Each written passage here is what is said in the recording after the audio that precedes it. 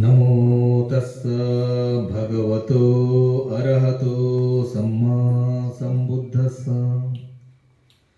ಬುದ್ಧ ಧಮ್ಮ ಸಂಘಕ್ಕೆ ನಮಿಸುತ್ತಾ, ಪರಮ ಪೂಜ್ಯ ಬಾಬಾ ಸಾಹೇಬರ ಪಾದಗಳಿಗೆ ನಮಿಸುತ್ತಾ, ಪೂಜ್ಯ ಮನೋರಕಿತ ಬಂತೇಜಿಯವರ ಪಾದಗಳಿಗೆ ನಮಿಸುತ್ತಾ, ಇವತ್ತಿನ ಈ ಧಮ್ಮ ಕಾರ್ಯಕ್ರಮಕ್ಕೆ ಎಲ್ಲರಿಗೂ ಕೂಡ ಎಲ್ಲ ಧಮ್ಮ ಬಂಧುಗಳಿಗೆ ಸ್ವಾಗತವನ್ನು ಕೊಡ್ತಾ ಧರ್ಮವನ್ನು ನಾನು ಹೇಳ್ತೇನೆ.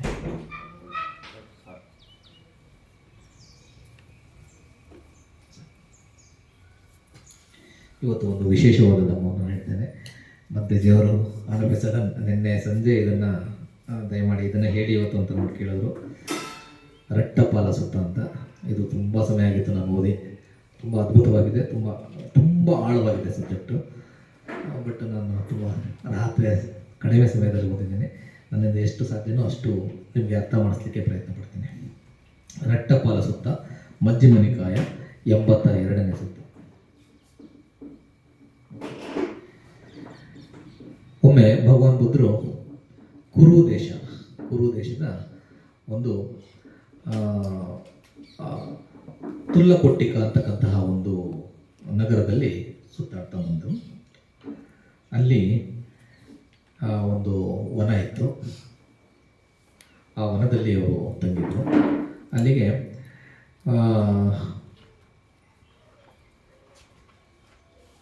ರಟ್ಟಪಾಲ ಅಂತಕ್ಕಂತಹ ಒಬ್ಬ ಉಪಾಸಕ ಇದ್ದ. ಇನ್ನೂ ತುಂಬ ಯಂಗ್ ಅಂಡ್ ಎನರ್ಜೆಟಿಕ್. ಅವನು ತುಂಬ ಶ್ರೀಮಂತ, ಆಗರ್ವ ಶ್ರೀಮಂತ. ಅವನು ಭಗವಾನ್ ಬುದ್ಧರು ಬಂದಿರತಕ್ಕಂತಹ ವಿಚಾರವನ್ನು ಗೊತ್ತಾಗಿ ಭಗವಾನ್ ಬುದ್ಧರ ಇದ್ದಲ್ಲಿಗೆ ಹೋಗಿ ಅವರ ಸ್ನೇಹಿತರ ಜೊತೆ ಅವರಿಗೆ ಗೌರವವನ್ನು ಸೂಚಿಸಿ ಒಂದು ಕಡೆ ಕೂತ್ಕೊಂಡು ಧಮ್ಮವನ್ನು ಕೇಳ್ತಾರೆ.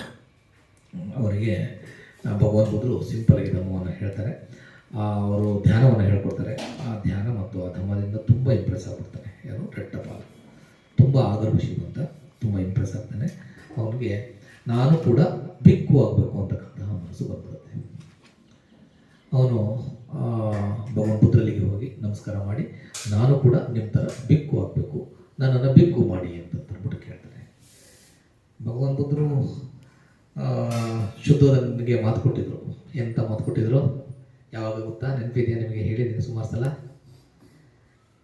ಯಾವಾಗ ರಾಹುಲ ಮತ್ತು ನಂದ ರಾಜಕುಮಾರ ಅವನು ಮದುವೆ ಆಗಬೇಕಾಗಿರ್ತದೆ, ಆದರೆ ಅವನು ಕೂಡ ಬಿಕ್ಕು ಮಾಡ್ಬಿಡ್ತಾರೆ. ಯಾರು? ಭಗವಾನ್ ಬುದ್ಧರು ಕಪಿಲವಸ್ತು ಇದ್ದಾನೆ. ಆಗ ಶುದ್ಧೋಧನಿಗೆ ತುಂಬ ದುಃಖ ಆಗ್ತದೆ. ಅವನ ಸಕ್ಸಸರ್ಸ್ ಇಲ್ಲ ಅಂತಕ್ಕಂತಹ ಒಂದು ಯೋಚನೆಯಲ್ಲಿ ಮುಳುಗಿ ಅವನು ಭಗವಾನ್ ಬುದ್ಧರಿಗೆ ಬಂದು ನಮಸ್ಕಾರ ಮಾಡಿ ಅವರಿಗೆ ರಿಕ್ವೆಸ್ಟ್ ಮಾಡಿರ್ತಾನೆ. ಭಗವಾನ್ರೆ, ಇನ್ನು ಮುಂದೆ ತಾವು ದಯಮಾಡಿ ಯಾವುದೇ ಕಾರಣಕ್ಕೂ ಯಾರಿಗೂ ತಂದೆ ತಾಯಿಗಳ ಅನುಮತಿ ಇಲ್ಲದೆ ಬಿಕ್ಕುಗಳನ್ನಾಗಿ ಮಾಡಬೇಡಿ ಅಂತ ಅಂದ್ಬಿಟ್ಟು ರಿಕ್ವೆಸ್ಟ್ ಮಾಡಿರ್ತಾನೆ. ಯಾಕೆ ಅಂತಂದರೆ ಅವನಿಗೆ ನೆಕ್ಸ್ಟ್ ಸಿದ್ಧಾರ್ಥ ಗೌತಮರು ಬುದ್ಧರಾಗ್ಬಿಟ್ರು. ಅವರು ನೆಕ್ಸ್ಟ್ ಆನಂದ ಬಂತೇಜಿಯವರು ಕೂಡ ಬಂತೇಜಿ ಆಗ್ಬಿಟ್ರು. ಅದೇ ರೀತಿ ಅವ್ರ ಜೊತೆಲಿ ಇನ್ನೂ 5 ಜನ ರಾಜ್ಕುಮಾರರು ಬಂದ್ಬಿಟ್ಟಿರ್ತಾರೆ. ಮತ್ತು ಉಪಾಲಿ ಕೂಡ ಬಂದಿರ್ತಾನೆ. ಮತ್ತು ನಂದ ಕೂಡ ಬರ್ಬಿಡ್ತಾನೆ. ಅದೇ ಥರ ಒಂದು ವಾರದ ನಂತರ ರಾಹುಲ ಕೂಡ ಬಿಕ್ಕು ಆಗ್ಬಿಡ್ತಾನೆ. ರಾಹುಲ ಮಗ 7 ವರ್ಷ, ಅವನು ಕೂಡ ಬಿಕ್ಕು ಆಗ್ಬಿಟ್ಟಿರ್ತಾನೆ. ಸೊ ನೆಕ್ಸ್ಟು ಅವನ ಸಕ್ಸಸರ್ಸ್ ರಾಜಕುಮಾರರಾಗೋದಿಲ್ಲ ಅಂತ ಅಂದ್ಬಿಟ್ಟು ಅವನು ರಿಕ್ವೆಸ್ಟ್ ಮಾಡಿರ್ತಾನೆ. ಆಗ ಅವರು ಸಮ್ಮತಿಯನ್ನು ಕೊಟ್ಟಿರ್ತಾರೆ. ಆಯಿತು, ತಂದೆ ತಾಯಿಗಳ ಪರ್ಮಿಷನ್ ಇಲ್ಲದೆ ಇನ್ನು ನಾನು ಬಿಕ್ಕುಗಳನ್ನು ಮಾಡೋದಿಲ್ಲ ಅಂತ ಅಂದ್ಬಿಟ್ಟು ಒಂದು ಅನುಮತಿಯನ್ನು ಕೊಟ್ಟಿರ್ತಾರೆ.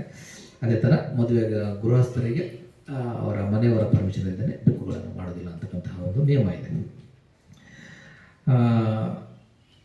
ಆ ಒಂದು ಕಾರಣದಿಂದ ಅವರು ಭಗವಾನ್ ಬುದ್ಧರು ರಟ್ಟಪಾಲನಿಗೆ, ನೀನು ನಿನ್ನ ತಂದೆ ತಾಯಿಗಳ ಪರ್ಮಿಷನ್ ತಗೊಂಡಿದ್ದೀನಪ್ಪ ಅಂತಂದ್ಬಿಟ್ಟು ಕೇಳ್ತಾರೆ.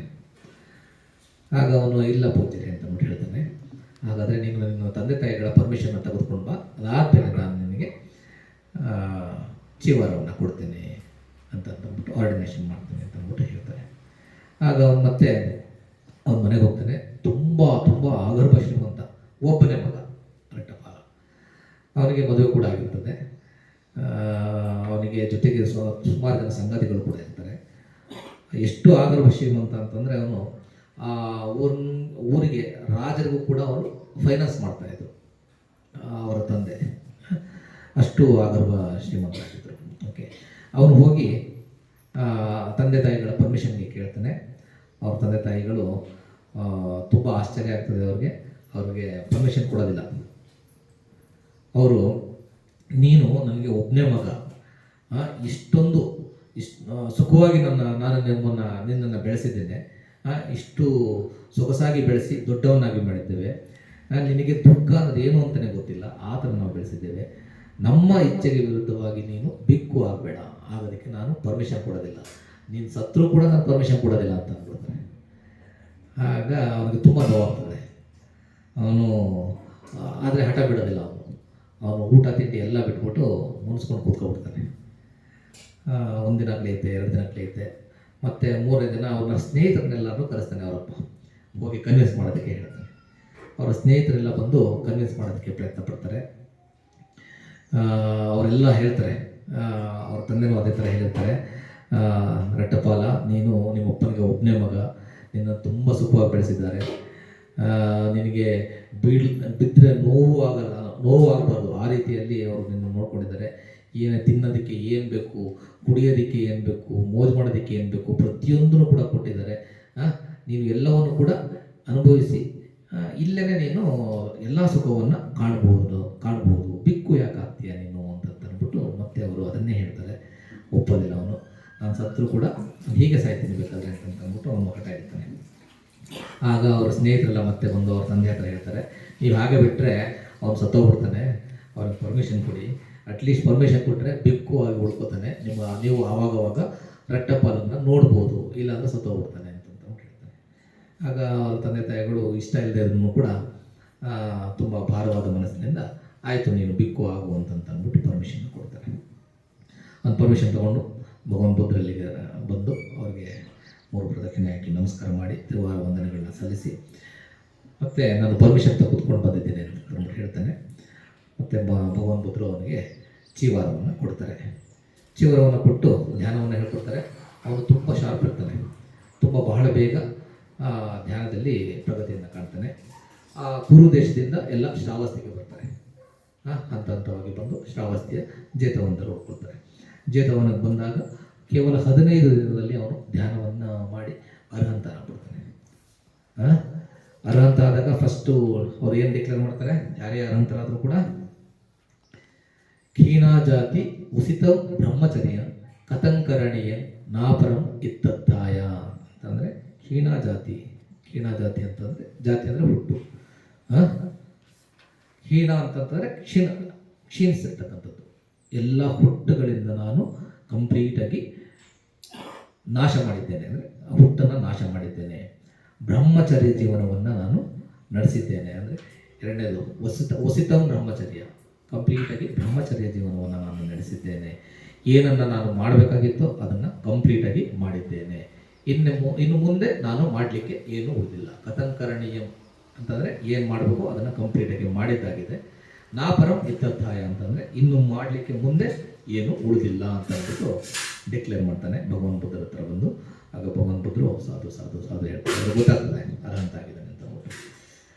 ಈ ರಟ್ಟಪಾಲ ಬಿಕ್ಕು ಆಗೋದಕ್ಕೂ ಮುಂಚೆ ತಂದೆ ತಾಯಿಗಳು ಒಂದು ಕಂಡೀಷನ್ ಹಾಕಿರ್ತಾರೆ, ನಾನು ನಿನಗೆ ಬಿಕ್ಕು ಆಗೋದಕ್ಕೆ ಪರ್ಮಿಷನ್ ಕೊಡ್ತೀನಿ, ಆದರೆ ಬಿಕ್ಕು ಆದಮೇಲೆ ಆವಾಗ ನೀನು ತಂದೆ ತಾಯಿಗಳನ್ನ ಬಂದು ನೋಡ್ಕೊಂಡು ಹೋಗಬೇಕು ಅಂತಂದ್ಬಿಟ್ಟು ಒಂದು ಕಂಡೀಷನ್ ಹಾಕಿರ್ತಾರೆ. ಆಗ ಅರ್ಹಂತ ಆದಮೇಲೆ ಅದು ನೆನಪು ಬರ್ತದೆ ಯಾರಿಗೆ, ರಟ್ಟಪಾಲನಿಗೆ. ಭಗವಾನ್ ಬುದ್ಧರಿಗೆ ಪರ್ಮಿಷನ್ ಕೇಳ್ತಾನೆ, ನಾನು ತನ್ನ ತಂದೆ ತಾಯಿಗಳನ್ನು ಒಮ್ಮೆ ನೋಡಿ ಬರ್ತೇನೆ ಭಗವಾನ್ರೆ ಅಂತ ಅಂದ್ಬಿಟ್ಟು. ಭಗವಾನ್ ಬುದ್ಧರು ಅವರ ಮನಸ್ಸನ್ನು ನೋಡ್ತಾರೆ. ಈಗ ನಿನ್ನ ಮನಸ್ಸು ಪಕ್ವವಾಗಿದೆ, ನೀನು ಹೋಗಿ ನೋಡಿ ಬಾ ಅಂತ ಅಂದ್ಬಿಟ್ಟು ಆಶೀರ್ವಾದ ಮಾಡಿ ಕಳಿಸ್ತಾನೆ. ಆಗ ರಟ್ಟಪಾಲ ಆಶೀರ್ವಾದ ತಗೊಂಡು ಜೇತವನದಿಂದ ಶ್ರಾವಸ್ತಿಯಿಂದ ಕುರು ದೇಶ ತುಲ್ಲಕೊಟ್ಟಿಕ ಅಂತಕ್ಕಂತಹ ಒಂದು ನಗರಕ್ಕೆ ಅವ್ರದ್ದು ಊರದ್ದು, ಅಲ್ಲಿಗೆ ಬರ್ತಾನೆ.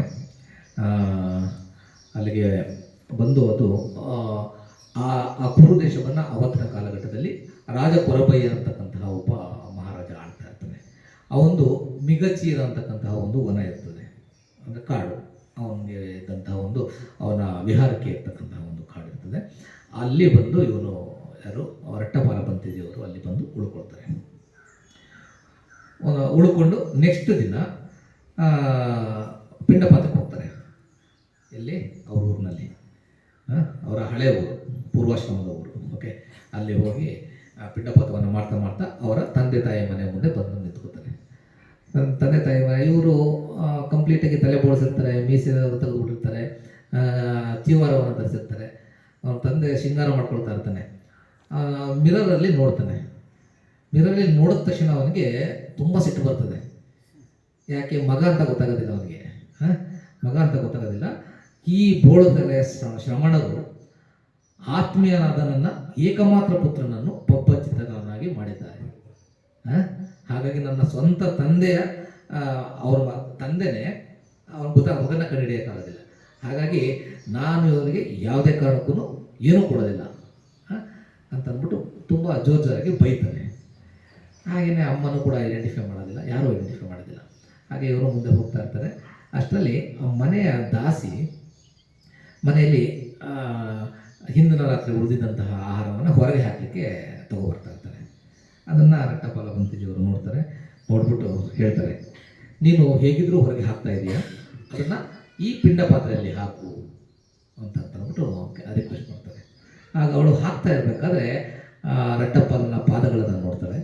ಹಾಗೆ ಅವನ ಕೈಗಳನ್ನು ಗುರುತಿಸ್ತಾಳೆ, ಮತ್ತು ಅವನ ವಾಯ್ಸನ್ನು ಗುರುತಿಸ್ತಾಳೆ. ಯಾರು? ದಾಸಿ ಗುರುತಿಸ್ತಾಳೆ. ಯಾಕೆ ದಾಸಿ ಗುರುತಿಸ್ತಾಳೆ ಅಂತಂದರೆ, ಅವರು ತುಂಬ ಆಗರ್ಭ ಶ್ರೀಮಂತರು. ಅವನು ಮಗುವಾಗಿದ್ದಾಗಲೂ ಕೂಡ ಅವನನ್ನು ತುಂಬ ಪಾಲನೆ ಮಾಡಿದಂತಹದ್ದು ಆ ದಾಸಿ. ಓಕೆ, ಅವಳು ಗುರುತಿಸ್ತಾಳೆ. ಗುರುತಿಸಿ ಅವಳಿಗೆ ಸಡನ್ನಾಗಿ ಶಾಕ್ ಆಗ್ತದೆ. ಓಡುತ್ತಾಳೆ ಒಳಗಡೆ. ಅವರ ಹೆಂಡತಿಯರಿಗೆ ಫಸ್ಟು ಹೇಳ್ತಾರೆ, ಹೀಗೆ ನಿನ್ನ ಇವರು ರಟ್ಟಪಾಲ ಅವರು ಬಂದಿದ್ದಾರೆ ಅಂತ. ಅವರು ನಂಬೋದಿಲ್ಲ, ಅವ್ರಿಗೆ ಫಸ್ಟು ಗೊತ್ತಾಗೋದಿಲ್ಲ. ಮತ್ತು ಅವರ ಅಮ್ಮನ ಹತ್ರ ಹೋಗ್ತಾರೆ. ಅಮ್ಮನ ಹತ್ರ ಹೋಗಿ ಹೇಳಿದಾಗ ಅವಳಿಗೂ ಫಸ್ಟು ಗೊತ್ತಾಗಲ್ಲ. ಒಂದು ವೇಳೆ ನೀನು ಹೇಳ್ತಾ ಇದ್ದಿದ್ದು ಸತ್ಯ ಆದರೆ ನಿನ್ನನ್ನು ದಾಸಿಯಿಂದ ನಾನು ಮುಕ್ತಳನ್ನಾಗಿ ಮಾಡ್ತೇನೆ ಅಂತ ಅಂದ್ಬಿಟ್ಟು ಹೇಳ್ತಾರೆ. ಬಂದು ನೋಡ್ತಾಳೆ. ಆಗ ಅವಳಿಗೆ ಮಗ ಅಂತಕ್ಕಂಥದ್ದು ಒಂದು ಹತ್ತಿರದಿಂದ ನೋಡಿದಾಗ ಗೊತ್ತಾಗ್ತದೆ. ಆಮೇಲೆ ತಂದೆಗೂ ಕೂಡ ವಿಷಯ ಹೋಗುತ್ತೆ, ಅವನಿಗೂ ಕೂಡ ಗೊತ್ತಾಗ್ತದೆ. ಆಗ ಬರ್ತಾನೆ ಅವನು. ಬಂದ್ಬಿಟ್ಟು, ಇದು ನಿನ್ನೆ ರಾತ್ರಿ ಅದು ಹಳಸಿದಂತಹ ಆಹಾರ, ಇದನ್ನು ದಯಮಾಡಿ ತಿನ್ನಬೇಡಿ, ನಾನು ಆಹಾರ ಧನವನ್ನು ಕೊಡ್ತೇನೆ ಅಂತ ಅಂದ್ಬಿಟ್ಟು ಬರ್ತಾನೆ. ಆಗ ರಟ್ಟಪಾಲ ಬಂತಿದ್ದವರು ಹೇಳ್ತಾರೆ, ಇಲ್ಲ ನೀನು ಆಹಾರ ಕೊಡದೇ ಇದ್ರೂ ಕೂಡ ಪರವಾಗಿರಲಿಲ್ಲ, ಆದರೆ ಬೈಗುಳವನ್ನು ನೀಡಿದ್ದೀಯ ನೀನು. ಇವತ್ತಿನ ಆಹಾರ ನಂದು ಮುಗಿತು. ಆಲ್ರೆಡಿ ಅವರು ಆಲ್ಮೋಸ್ಟ್ ಮುಕ್ಕಾಲು ಭಾಗ ತಿಂದಾಗಿರ್ತದೆ. ಬೆಕ್ಕುಗಳು ಒಂದು ಆಹಾರ ಸೇವನೆ ಮಾಡಿದ ನಂತರ ಮತ್ತೆ ಅವ್ರ ದೇಹಕ್ಕೆ ಅಗತ್ಯ ಎಷ್ಟಿದೆ ಅಷ್ಟೇ ಸೇವನೆ ಮಾಡೋದು, ಮತ್ತೆ ತಗೊಳ್ಳೋದಿಲ್ಲ. ಹಾಗಾಗಿ ನಾನು ಬೇಡ, ನನಗೆ ಇಂದಿನ ಆಹಾರವನ್ನು ಸೇವನೆ ಮುಗಿದಿದೆ, ಬೇಡ ಅಂತಂದ್ಬಿಟ್ಟು ಹೇಳ್ತಾರೆ. ಆಗ ಸರಿ, ಹಾಗಿದ್ರೆ ನಾಳೆ ದಯಮಾಡಿ ನಮ್ಮ ಮನೆಗೆ ನೀವು ಆಹಾರದನಕ್ಕೆ ಬರಬೇಕು ಅಂತಂದ್ಬಿಟ್ಟು ರಿಕ್ವೆಸ್ಟ್ ಮಾಡ್ಕೊತಾನೆ. ರಿಕ್ವೆಸ್ಟ್ ಮಾಡ್ಕೊಂಡಾಗ ಅದಕ್ಕೆ ಒಪ್ಪಿಗೆ ಕೊಡ್ತಾರೆ ರಟ್ಟಪಾಲ ಬಂತಿಜಿಯವರು. ಸಮ್ಮತಿಯನ್ನು ಕೊಟ್ಟು ವಾಪಸ್ ಅವರು ಎಲ್ಲಿಗೆ ಹೋಗ್ತಾರೆ? ಮಿಗಚೀರವನ ಯಾರ್ದದು? ಒಂದು ರಾಜ ಕೂರಬಯ್ಯ ಅಂತ ಅಂದ್ಬಿಟ್ಟು ರಾಜ ಕೂರಬಯ್ಯ ಅವನ ಒಂದು ವನಕ್ಕೆ ಹೋಗಿ ಅಲ್ಲಿ ತಂದಿರ್ತಾರೆ. ನೆಕ್ಸ್ಟ್ ಡೇ ಮತ್ತೆ ಎಲ್ಲ ಚೀವರವನ್ನು ಪರಿಮಂಡಲವನ್ನಾಗಿ ಧರಿಸಿ ಅವರು ಪಿಂಡಪಾತಕ್ಕೆ ಬರ್ತಾರೆ. ಆಗ ಈ ರಟ್ಟಪಾಲನ ತಂದೆ ಏನು ಮಾಡಿರ್ತಾನೆ, ಅವರ ಹೆಂಡತಿಯರಿರ್ತಾರಲ್ಲ ಎಲ್ಲರೂ ಕೂಡ ಅವನಿಗೆ ಅಟ್ರಾಕ್ಟ್ ಮಾಡೋದಕ್ಕೆ ನಿಮ್ಗೆ ಹೇಗೆ ಶೃಂಗಾರ ಮಾಡ್ಕೋಬೇಕು ಎಲ್ಲ ರೀತಿ ಶೃಂಗಾರವನ್ನು ಮಾಡ್ಕೊಂಡಿರಿ ನೀವು ಅಂತ ಅಂದ್ಬಿಟ್ಟು ಹೇಳ್ಕೊಟ್ಟಿರ್ತಾನೆ. ಮತ್ತು ಅವನು ತುಂಬ ಶ್ರೀಮಂತ ಅಲ್ಲ, ಎಲ್ಲ ಒಂದು 2 ತಟ್ಟೆಯಲ್ಲಿ ಅಗಾಧವಾದ ಅವನು ಕೂಡಿಟ್ಟಿರ್ತಕ್ಕಂತಹ ಎಲ್ಲ ಚಿನ್ನಗಳನ್ನು, ಒಡವೆಯನ್ನು ಎಲ್ಲವನ್ನು 2 ಒಂದು ಬಾಕ್ಸಲ್ಲಿ ತಂದು ಇಟ್ಟಿರ್ತಾನೆ, ಮುಚ್ಚಿಬಿಟ್ಟಿಟ್ಟಿರ್ತಾನೆ. ಇವರು ರಟ್ಟಪಾಲ ಬಂತಿಜಿಯವರು ಮನೆಗೆ ಹೋಗ್ತಾರೆ. ಅವ್ರಿಗೆ ಎತ್ತರದ ಆಸನದಲ್ಲಿ ಕೂರಿಸ್ತಾನೆ, ಗೌರವವನ್ನು ಕೊಟ್ಟು, ಮತ್ತು ಈ ಫಸ್ಟು ಆಹಾರಧನವನ್ನು ಕೊಡೋದಿಲ್ಲ, ಇದನ್ನು ತೋರಿಸ್ತಾನೆ. ಇನ್ನು ಮುಚ್ಚಿಟ್ಟಿದ್ದಂತಹ ಐಶ್ವರ್ಯಗಳನ್ನು ಎಲ್ಲವನ್ನು ತೋರಿಸ್ತಾನೆ. ನೋಡು, ಇದು ನಿನ್ನ ತಂದೆ ಕಡೆಯಿಂದ ಬಂದಂತಹ ಒಂದು ಆಸ್ತಿ, ಇದು ನಿನ್ನ ತಾಯಿ ಕಡೆಯಿಂದ ಬಂದಿರತಕ್ಕಂತಹ ಐಶ್ವರ್ಯ. ಇದನ್ನೆಲ್ಲ ಬಿಟ್ಟು ನೀನು ಯಾಕೆ ಬಿಕ್ಕುವಾಗಿದೆಯಾ? ಇದನ್ನೆಲ್ಲ ಅನುಭವಿಸು ನೀನು. ಇದನ್ನು ತೆಗೆದುಕೊಂಡು ನೀನು ಬಿಕ್ಕು ಬಟ್ಟೆಯನ್ನು ತೆಗೆದು ವಾಪಸ್ ಗೃಹಸ್ಥನಾಗುವಂತ ಅಂದ್ಬಿಟ್ಟು ಹೇಳ್ತಾನೆ. ಆಗ ಅವ್ರಿಗೆ ಒಪ್ಪೋದಿಲ್ಲ. ಆ ಬಟ್ಟೆ ಬಂಗಾರದ ಗಟ್ಟೆ ಕಪ್ಪೆ ಮಾಡಿ ಓದಿಕೆಯನ್ನು ಮುಚ್ಚೆ ಅದನ್ನೆಲ್ಲ ತಳ್ಳಿ ಹಾಕ್ತಾನೆ.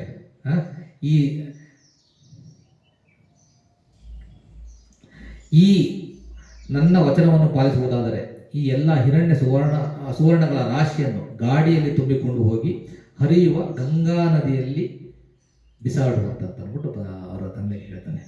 ಇದೆಲ್ಲ ಏಕೆ? ಗೃಹಪತಿಯೇ, ಇದೆಲ್ಲದರ ಕಾರಣದಿಂದಾಗಿಯೇ ನಿನ್ನಲ್ಲಿ ಶೋಕ, ಬೇಸರ, ನೋವು, ದುಃಖ, ಹತಾಶೆ ಉಂಟಾಗುತ್ತದೆ. ಇದ್ಯಾವುದರ ಅಗತ್ಯವೂ ಕೂಡ ನನಗೆ ಇಲ್ಲ, ಇದನ್ನು ನೀನು ಕೂಡ ಬಿಟ್ಬಿಡು ಇದನ್ನು ಅಂತ ಅಂದ್ಬಿಟ್ಟು ಹೇಳ್ತಾರೆ. ಅದನ್ನು ಹೇಳಾದ್ಮೇಲೆ ಇದ್ಯಾಕೋ ಬಗ್ಗದಿಲ್ಲ ಇವರು ಅಂತ ಅಂದ್ಬಿಟ್ಟು ಅವ್ನ ಹೆಂಡತಿಯರನ್ನ ಕರೆಸ್ತಾನೆ. ಎಲ್ಲ ಶೃಂಗಾರ ಮಾಡಿಕೊಂಡು ಬಂದು ಅವನ ಮುಂದೆ ಸ್ವಲ್ಪ ನಾಜುಕಾಗಿ ಬಂದು ಅವನ ಪಾದಗಳಿಗೆ ನಮಸ್ಕಾರ ಮಾಡ್ತಾರೆ. ನಮಸ್ಕಾರ ಮಾಡಿ, ನೀವು ಯಾಕೆ ನಮ್ಮನ್ನೆಲ್ಲ ಬಿಟ್ಟು ಪಬ್ಬಜಿತರಾದ್ರಿ? ಪಬ್ಬಜಿತರಾಗಿದ್ದಂತಹ ಉದ್ದೇಶ ಏನು? ನಿಮಗೆ ನೀವು ಧ್ಯಾನ ಮಾಡಿ ಅಂದರೆ ಹೈಯರ್ ಬೀಯಿಂಗ್ಸ್, ದೇವತೆಗಳ ಅವರ ಸೌಂದರ್ಯಕ್ಕೆ ಮಾರಿ ಹೋಗೋದಕ್ಕೆ ನೀವು ಬೆಕ್ಕುಗಳಾಗಿದ್ದೀರಾ, ನಮ್ಮಲ್ಲೇನು ಕಡಿಮೆ ಇದೆ ಅಂತ ಅಂದ್ಬಿಟ್ಟು ಕೇಳ್ತಾರೆ. ಆಗ ಅವರು, ಸಹೋದರಿಯರೇ, ನಾನು ದೇವಕನ್ಯರ ಸಲುವಾಗಿ ಬ್ರಹ್ಮಚರ್ಯ ಜೀವನವನ್ನು ನಡೆಸುವುದಿಲ್ಲ ಅಂತ ಅಂದ್ಬಿಟ್ಟು ಹೇಳ್ತಾರೆ. ಅದನ್ನು ಹೇಳಿದ ತಕ್ಷಣ ಸಹೋದರಿಯರೇ ಅಂತ ಅಂದ್ಬಿಟ್ಟು ಅವರು ಸಂಬೋಧನೆ ಮಾಡಿದ ತಕ್ಷಣ ಅವರು ಅಲ್ಲೇ ಫೇಂಟ್ ಆಗ್ಬಿಡ್ತಾರೆ. ಅಷ್ಟು ಜನರು ಕೂಡ ಫೇಂಟ್ ಆದಾಗ ಆಗ ರಟ್ಟಪಾಲ ಅವರು ತಂದೆಗೆ ಹೇಳ್ತಾರೆ, ಗೃಹಪತಿಯೇ, ನನಗೆ ಭೋಜನವನ್ನು ಕೊಡುವುದಿದ್ದರೆ ಕೊಡಿ, ಹೀಗೆ ನನ್ನನ್ನು ಕಷ್ಟಕ್ಕೆ ಈಡು ಮಾಡಬೇಡಿ ಅಂತ ಅಂದ್ಬಿಟ್ಟು ನೇರವಾಗಿ ಹೇಳ್ತಾರೆ. ಆಗ ಅವನಿಗೆ ರಟ್ಟಪಾಲಿಂಗೆ ಸ್ವಲ್ಪ ಬೇಸರ ಆಗುತ್ತೆ.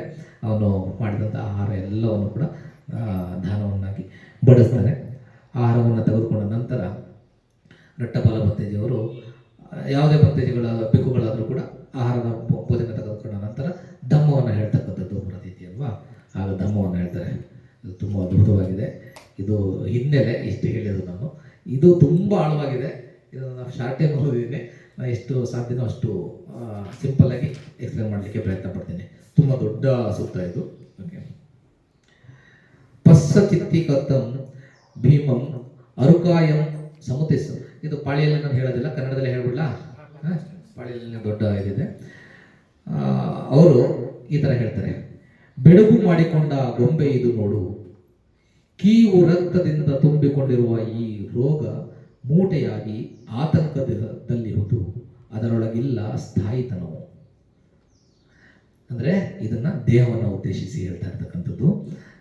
ಬೆಳಗು ಮಾಡಿಕೊಂಡ ಗೊಂಬೆ ಇದು, ನಮ್ಮ ದೇಹ ಏನಿದೆಯಲ್ಲ, ಸಿಂಗಾರ ಮಾಡಿಕೊಂಡಿರ್ತಕ್ಕಂತಹ ಗೊಂಬೆ ಥರ ಇದರೊಳಗಡೆ ಕೀವು, ರಕ್ತ ಎಲ್ಲವನ್ನ ತುಂಬಿಕೊಂಡಿದೆ. ಇದು ಒಂದು ಮೂಟೆ. ಇದು ತುಂಬ ಆತಂಕದಲ್ಲಿದೆ. ಪ್ರತಿ ಕ್ಷಣ ಅದು ನಶಿಸ್ತಾ ಇದೆ, ಉದ್ಭವ ಆಗ್ತಾ ಇದೆ, ನಶಿಸ್ತಾ ಇದೆ. ಮುದುಕರಾಗ್ತಾ ಇದ್ದೀವಲ್ವಾ, ಪ್ರತಿ ಕ್ಷಣ ನಾವು ಮುದುಕರಾಗ್ತಾನೆ ಇದ್ದೀವಿ. ಆತಂಕದಲ್ಲಿದೆ. ಇದಕ್ಕೆ ಸ್ಥಾಯಿತನವಿಲ್ಲ ಅಂತಂದರೆ ಸ್ಥಿರವಾಗಿರ್ತಕ್ಕಂತಹ ಸಾಧ್ಯತೆ ಇಲ್ಲ. ಅದು ಬದಲಾಗ್ತಾನೆ ಇದೆ, ಬದಲಾಗ್ತಾನೆ ಇದೆ. ಮತ್ತೆ ನೆಕ್ಸ್ಟ್ ಹೇಳ್ತಾರೆ, ನೆಕ್ಸ್ಟ್ ಇನ್ನೊಂದು ಗಾಥ. ರೂಪವೊಂದು ಸಿಂಗರಿಸಿಕೊಂಡಿದೆ ನೋಡು, ಮೈಯ ತುಂಬ ಒಡವೆ, ಕಿವಿಗೆ ಓಲೆ, ತೊಗಲಿನಿಂದ ಮುಚ್ಚಿಕೊಂಡ ಅಸ್ಥಿ ಪಂಜರವಿದು, ಅದರ ಮೇಲಿದೆ ಮನಸೆಳವ ಸೋಗಿನುಡಿಗೆ. ರೂಪವೊಂದು ಅಂದರೆ ಮತ್ತೆ ದೇಹ. ರೂಪ ಸಿಂಗಾರ ಮಾಡ್ಕೊಂಡಿದೆ, ಮೈ ತುಂಬ ಒಡವೆ ಹಾಕೊಂಡಿದೆ. ಯಾವುದರಿಂದ? ಓಲೆ, ಜುಮ್ಕಿ, ಈ ಥರ ಮೈ ತುಂಬ ಸಿಂಗಾರಗಳನ್ನು ಮಾಡ್ಕೊಂಡಿದೆ. ಇದು ಏನಿದು? ಇದು ತೊಗಲಿನಿಂದ ಅಂದರೆ ಚರ್ಮದಿಂದ ಮುಚ್ಚಿಕೊಂಡ ಅಸ್ಥಿ ಪಂಜರ. ಅದರ ಮೇಲಿದೆ ಮನಸೆಳವ ಸೋಗಿನ ಉಡುಗೆ. ಈ ಮೈ ಮೇಲೆ ಮತ್ತೆ ಇನ್ನೊಂದು ಮನಸ್ಸನ್ನು ಸೆಳೆತಕ್ಕಂತಹ ಸೋಗಿನ ಉಡುಗೆಗಳನ್ನು ಅಟ್ರಾಕ್ಟ್ ಮಾಡ್ತಕ್ಕಂತಹ ಉಡುಪುಗಳನ್ನು ನಾವು ಧರಿಸ್ಕೊಂಡಿದ್ದೇವೆ ಅಂತ ನೋಡಿ ಹೇಳ್ತಾರೆ. ಪಾದಗಳಿಗೆ ಕೆಂಪು ಸಾಲ ನೆಳೆದುಕೊಂಡು, ಮುಖಕ್ಕೆ ರಂಗು ಪೂಸಿಕೊಂಡು ವಂಚಿಸಬಹುದು ಮೂರ್ಖನನ್ನು, ಆದರೆ ಅದು ಏನನ್ನೂ ಮಾಡದು ತೀರವ ಸೇರುವವನನ್ನು.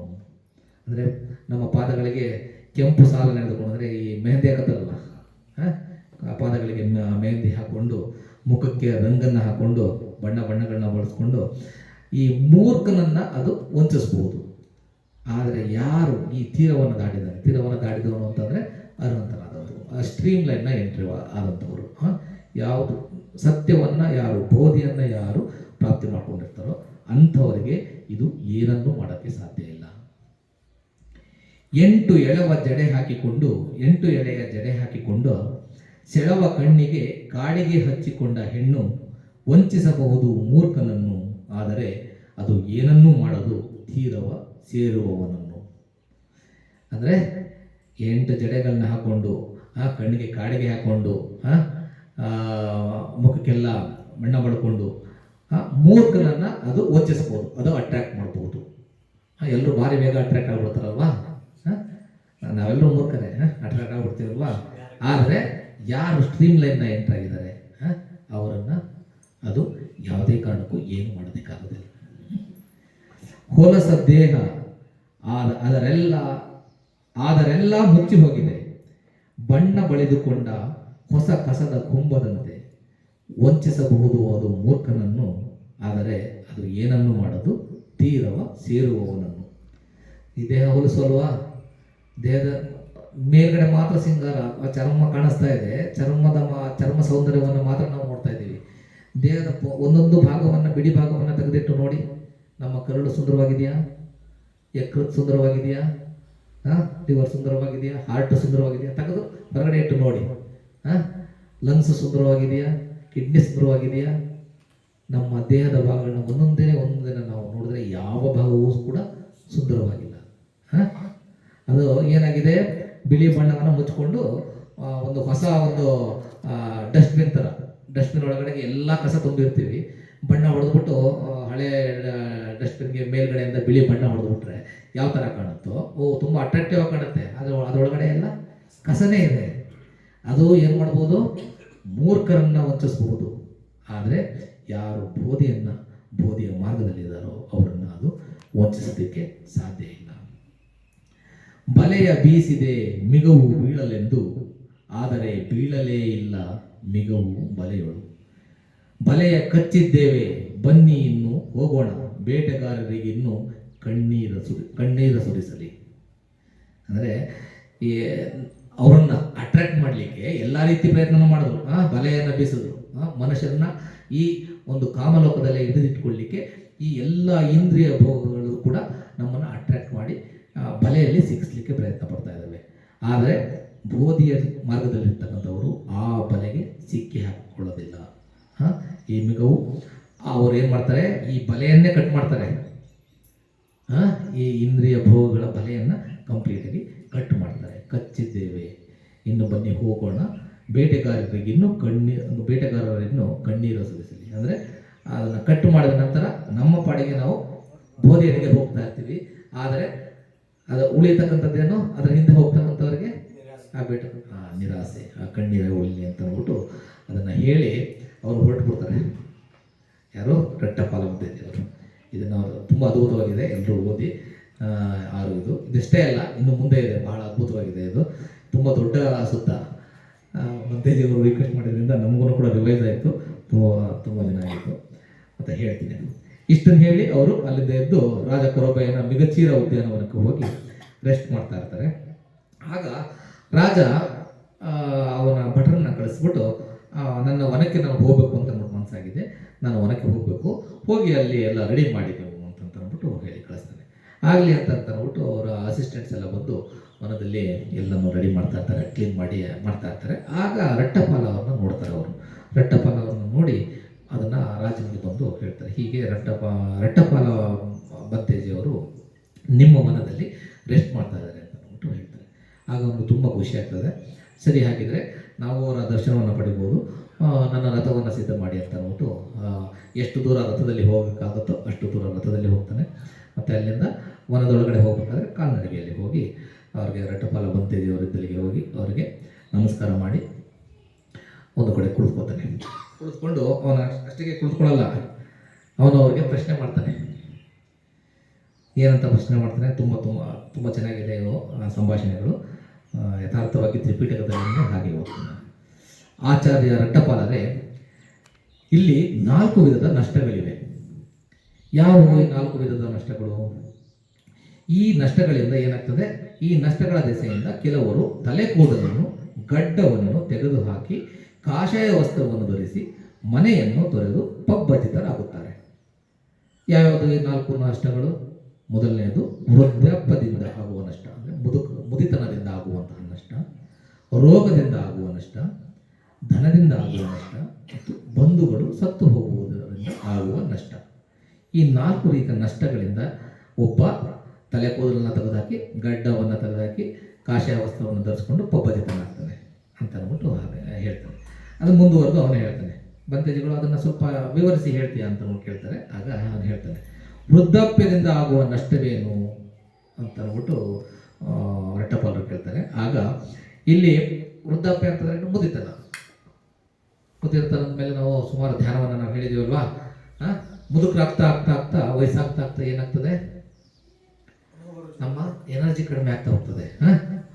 ವರ್ಷಗಳು ಕಳೀತಾ ಕೊನೆ ಹಂತಕ್ಕೆ ಬಂದಾಗ ನಮಗೆ ಚರ್ಮಗಳೆಲ್ಲ ಸುಕ್ಕುಗಟ್ಟಿರುತ್ತೆ, ಶಕ್ತಿ ಇರೋದಿಲ್ಲ, ನಡಿಲಿಕ್ಕೆ ಆಗ್ತಾ ಇರಲ್ಲ, ಮಂಡಿ ನೋವು, ಬೆನ್ನು ನೋವು, ಊನು ಬೆನ್ನಾಗುತ್ತೆ.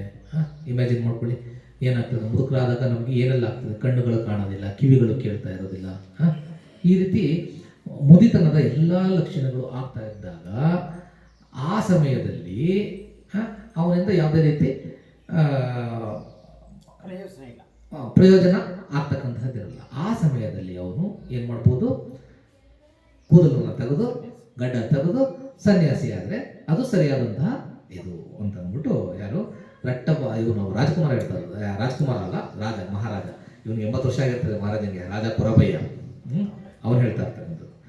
ಅದೇ ರೀತಿ ರೋಗದಿಂದ ಆಗ್ತಕ್ಕಂತಹ ನಷ್ಟ ಏನು ಅದನ್ನು ಹೇಳ್ಬಿಟ್ಟು ಮತ್ತೆ ಹೇಳ್ತಾರೆ, ಇವೆಲ್ಲ ವೃದ್ಧರಿಗಿರ್ತಕ್ಕಂಥದ್ದು. ಆದರೆ ಇದ್ಯಾವುದು ಕೂಡ ನಿಮ್ಮಲ್ಲಿಲ್ಲ. ನೀವು ಇದು ವೃದ್ಧಾಪ್ಯ ಕಾರಣದಿಂದ ಆಗುವ ನಷ್ಟ. ಆದರೆ ಆಚಾರ್ಯ ರೆಟ್ಟಪಾಲರು ಇನ್ನೂ ಯೌವನದಲ್ಲಿದ್ದಾರೆ, ತಲೆ ಕಪ್ಪಗಿರುವ ಯೌವನದಿಂದ ಕೂಡಿರುವ ಮನುಷ್ಯರು ಮತ್ತು ಅವರು ಬದುಕಿನ ಪ್ರಮುಖ ಘಟ್ಟದಲ್ಲಿರುವಂತಹವರು, ಅವರಿಗೆ ಯಾಕೆ ಈ ಪಬ್ಬದಿತನ ಅಂತ ಅಂದ್ಬಿಟ್ಟು ಕೇಳ್ತಾನೆ. ಮತ್ತೆ ಎರಡನೇದು, ಹಾಗಾದರೆ ರೋಗದಿಂದ ಆಗ್ತಕ್ಕಂತಹ ನಷ್ಟ ಏನು ಅಂತ ಅಂದ್ಬಿಟ್ಟು ರೆಟ್ಟಪಾಲರು ಕೇಳ್ತಾರೆ.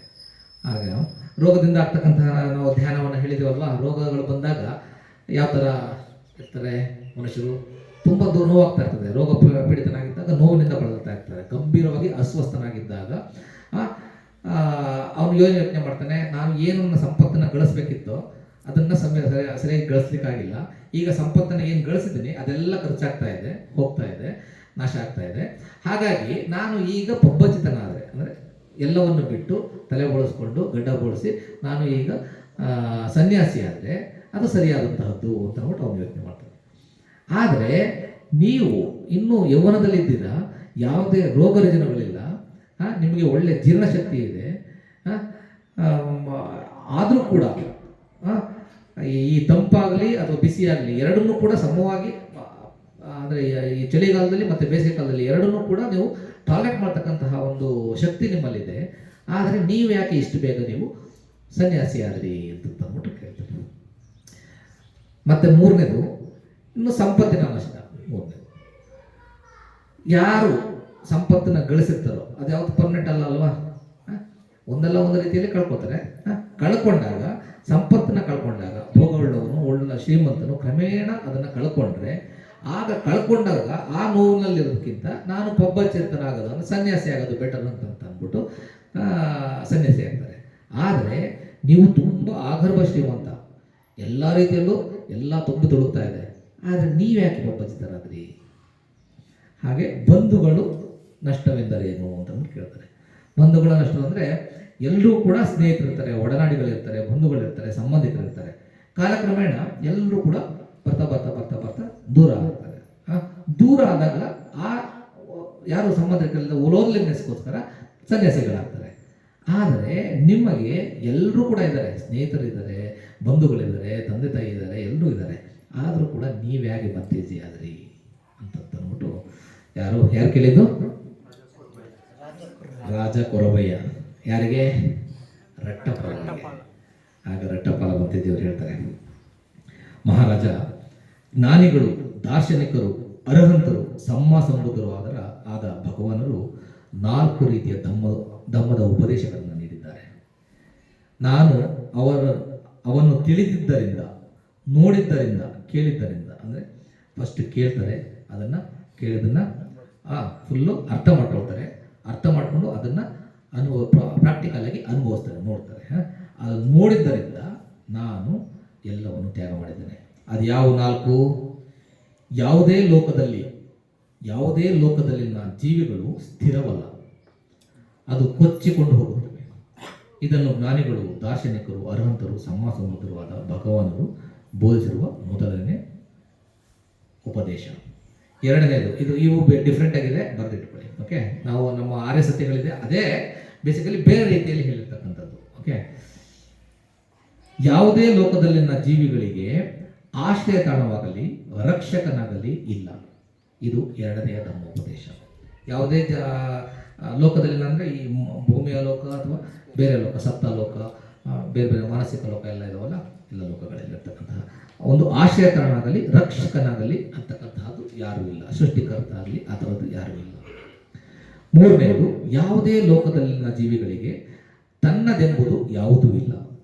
ಎಲ್ಲವನ್ನು ಬಿಟ್ಟು ಹೋಗಬೇಕು, ಬಿಟ್ಟು ಒಂದು ದಿನ ಸಾಯಬೇಕು. ಇದು ಮೂರನೇ ಸತ್ಯ. ನಾಲ್ಕನೇದು, ಈ ಲೋಕದಲ್ಲಿನ ಯಾವುದೇ ಲೋಕದಲ್ಲಿಯ ಜೀವಿಗಳು ಅಪೂರ್ಣ, ಅತೃಪ್ತ, ಆಸೆಗಳ ಹಿಂದೆನೇ ಜೀವಿಸ್ತಾ ಇರ್ತಾರೆ. ಎಷ್ಟೇ ಇದ್ರೂ ಕೂಡ ಅತೃಪ್ತರಾಗಿರ್ತಾರೆ, ಅಪೂರ್ಣವಾಗಿರ್ತಾರೆ. ಅದು ಪೂರ್ಣ ಪ್ರಮಾಣದಲ್ಲಿ ಸ್ಯಾಟಿಸ್ಫ್ಯಾಕ್ಷನ್ ಅಂತಕ್ಕಂಥದ್ದು ಇಲ್ಲ ಯಾವುದೇ ಲೋಕದಲ್ಲಿದ್ದರೂ ಕೂಡ. ಇದು ನಾಲ್ಕನೇದು. ಇಷ್ಟಕ್ಕೆ ಅವ್ರಿಗೆ ಅರ್ಥ ಆಗೋದಿಲ್ಲ, ಯಾರಿಗೆ? ರಾಜಕೊರಬಯ್ಯಂಗೆ. ಇದನ್ನು ನನಗೆ ಸ್ವಲ್ಪ ವಿವರವಾಗಿ ತಿಳಿಸಿ ಬಂತೇಜಿಯವರೇ ಅಂತಂದ್ಬಿಟ್ಟು ಕೇಳ್ಕೊತಾನೆ. ಆಗ ಅವರು ಬಂತೇಜಿಯವರು ಹೇಳ್ತಾರೆ, ಮಹಾರಾಜ, ನಿನಗೇನು ಅನಿಸ್ತದೆ? ಇವತ್ತು ನೀನು 20 ವರ್ಷ 25 ವರ್ಷದವನಿದ್ದಾಗ ಅನುಭವಿಯ ಆನೆ ಸವಾರನಾಗಿದ್ದ, ಅಂದರೆ ಆನೆಯನ್ನು ಸವಾರ ಮಾಡ್ತಕ್ಕಂತಹ ಕೆಪಾಸಿಟಿ ನಿನಗಿತ್ತ? ಅನುಭವಿ ಕುದುರೆ ಸವಾರಿ ಮಾಡ್ತಕ್ಕಂತಹ ಕೆಪಾಸಿಟಿ ನಿನಗಿತ್ತ? ರಥವನ್ನು ಓಡಿಸ್ತಕ್ಕಂತಹ ಕೆಪಾಸಿಟಿ, ಬಿಲ್ಲುಗಾರಿಕೆ ಮತ್ತು ಖಡ್ಗದ ಒಂದು ಕೆಪಾಸಿಟಿ, ಅಂದರೆ ಯುದ್ಧ ಮಾಡ್ತಕ್ಕಂತಹ ಕೆಪಾಸಿಟಿ, ಮತ್ತು ಎಲ್ಲ ಊರುಗಳನ್ನು ಗೆಲ್ತಕ್ಕಂತಹ ಬಲ, ಶಕ್ತಿ ಮತ್ತು ಬಾಹುಬಲರಾಗಿದ್ದೀರ ನೀವು. ಬಲಯುತ ದೊಡ್ಡ ದೊಡ್ಡ ಯುದ್ಧಗಳನ್ನು ಕೂಡ ಮಾಡಿ ನೀವು ಗೆಲ್ತಕ್ಕಂತಹ ಒಂದು ಮನಸ್ಸು, ಆ ಶಕ್ತಿ ನಿಮ್ಮಲ್ಲಿ ಇತ್ತ ಅಂತ ಕೇಳ್ತಾರೆ. ಆಗ ಇವ್ರು ಹೇಳ್ತಾರೆ, ಯಾರು?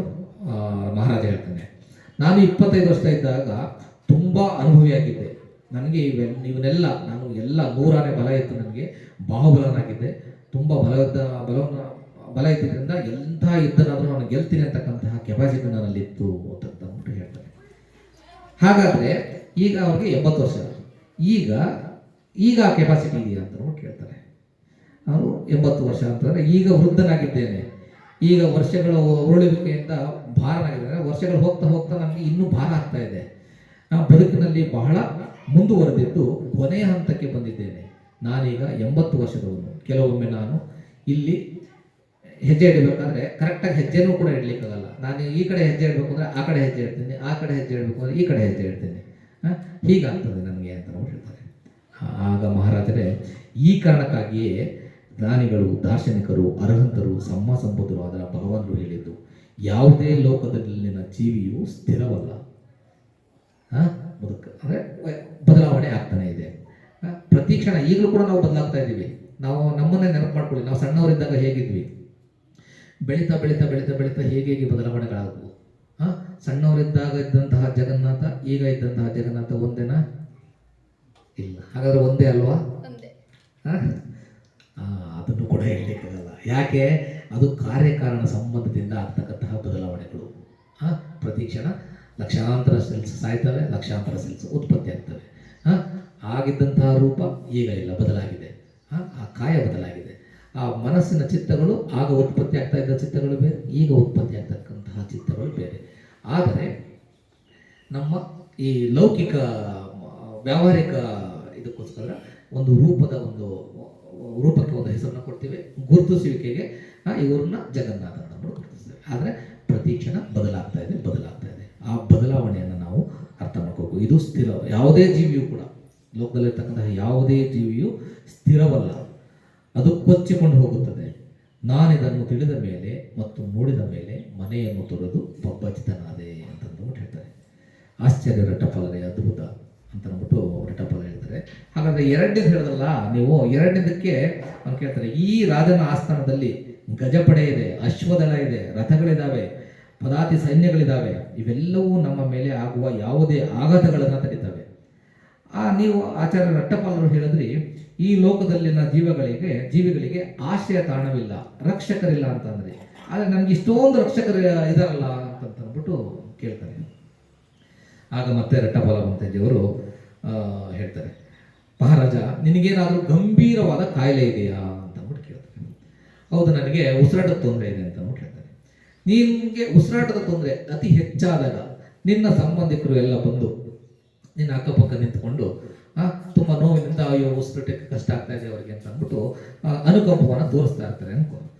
ಆಗ ಆ ಅನುಕಂಪ ತೋರಿಸ್ತಾ ಇರಬೇಕಾದ್ರೆ ಈ ಉಸಿರಾಟದ ತೊಂದರೆಯಿಂದ ನನಗಾಗ್ತಾ ಇರ್ತಕ್ಕಂತಹ ದುಃಖವನ್ನು ನೀವು ತೆಗೆದುಕೊಳ್ಳಿ, ನನಗೆ ಆಶ್ರಯ ಕೊಡಿ, ನೀವು ಶೇರ್ ಮಾಡ್ಕೊಳ್ಳಿ ಅಂತಂದ್ರೆ ಅವರು ಶೇರ್ ಮಾಡ್ಕೊಳ್ಳಿಕ್ಕೆ ಸಾಧ್ಯನಾ?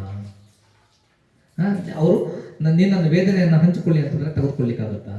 ನಿನ್ನ ವೇದನೆ ಕಡಿಮೆ ಮಾಡಿ ಅಂತಂದ್ರೆ ಅವ್ರ ಕೈಲಿ ಮಾಡ್ಲಿಕ್ಕಾಗುತ್ತಾ? ನಿನ್ನ ಆಶೀರ್ವಾದ ಎಲ್ಲ ಸೈನಿಕರು ಎಲ್ಲರೂ ಶೇರ್ ಮಾಡ್ಕೊಳ್ಳಿ ಅಂದರೆ ಮಾಡ್ಲಿಕ್ಕಾಗುತ್ತಾ ಅಂದ್ಬಿಟ್ಟು ಕೇಳ್ತಾರೆ. ನನ್ನ ಗೆಳೆಯರಾಗಲಿ, ಒಡನಾಡಿಗಳಾಗಲಿ, ಬಂಧುಗಳಾಗಲಿ, ಸಂಬಂಧಿಕರು ಯಾರ ಕಡೆಯಿಂದನೂ ಕೂಡ ಇದು ಸಾಧ್ಯ ಇಲ್ಲ, ಅದನ್ನು ನಾನೇ ಅನುಭವಿಸ್ಬೇಕು ಅಂತ ಅಂದ್ಬಿಟ್ಟು ರಾಜಪುರಭಯ ಹೇಳ್ತಾನೆ.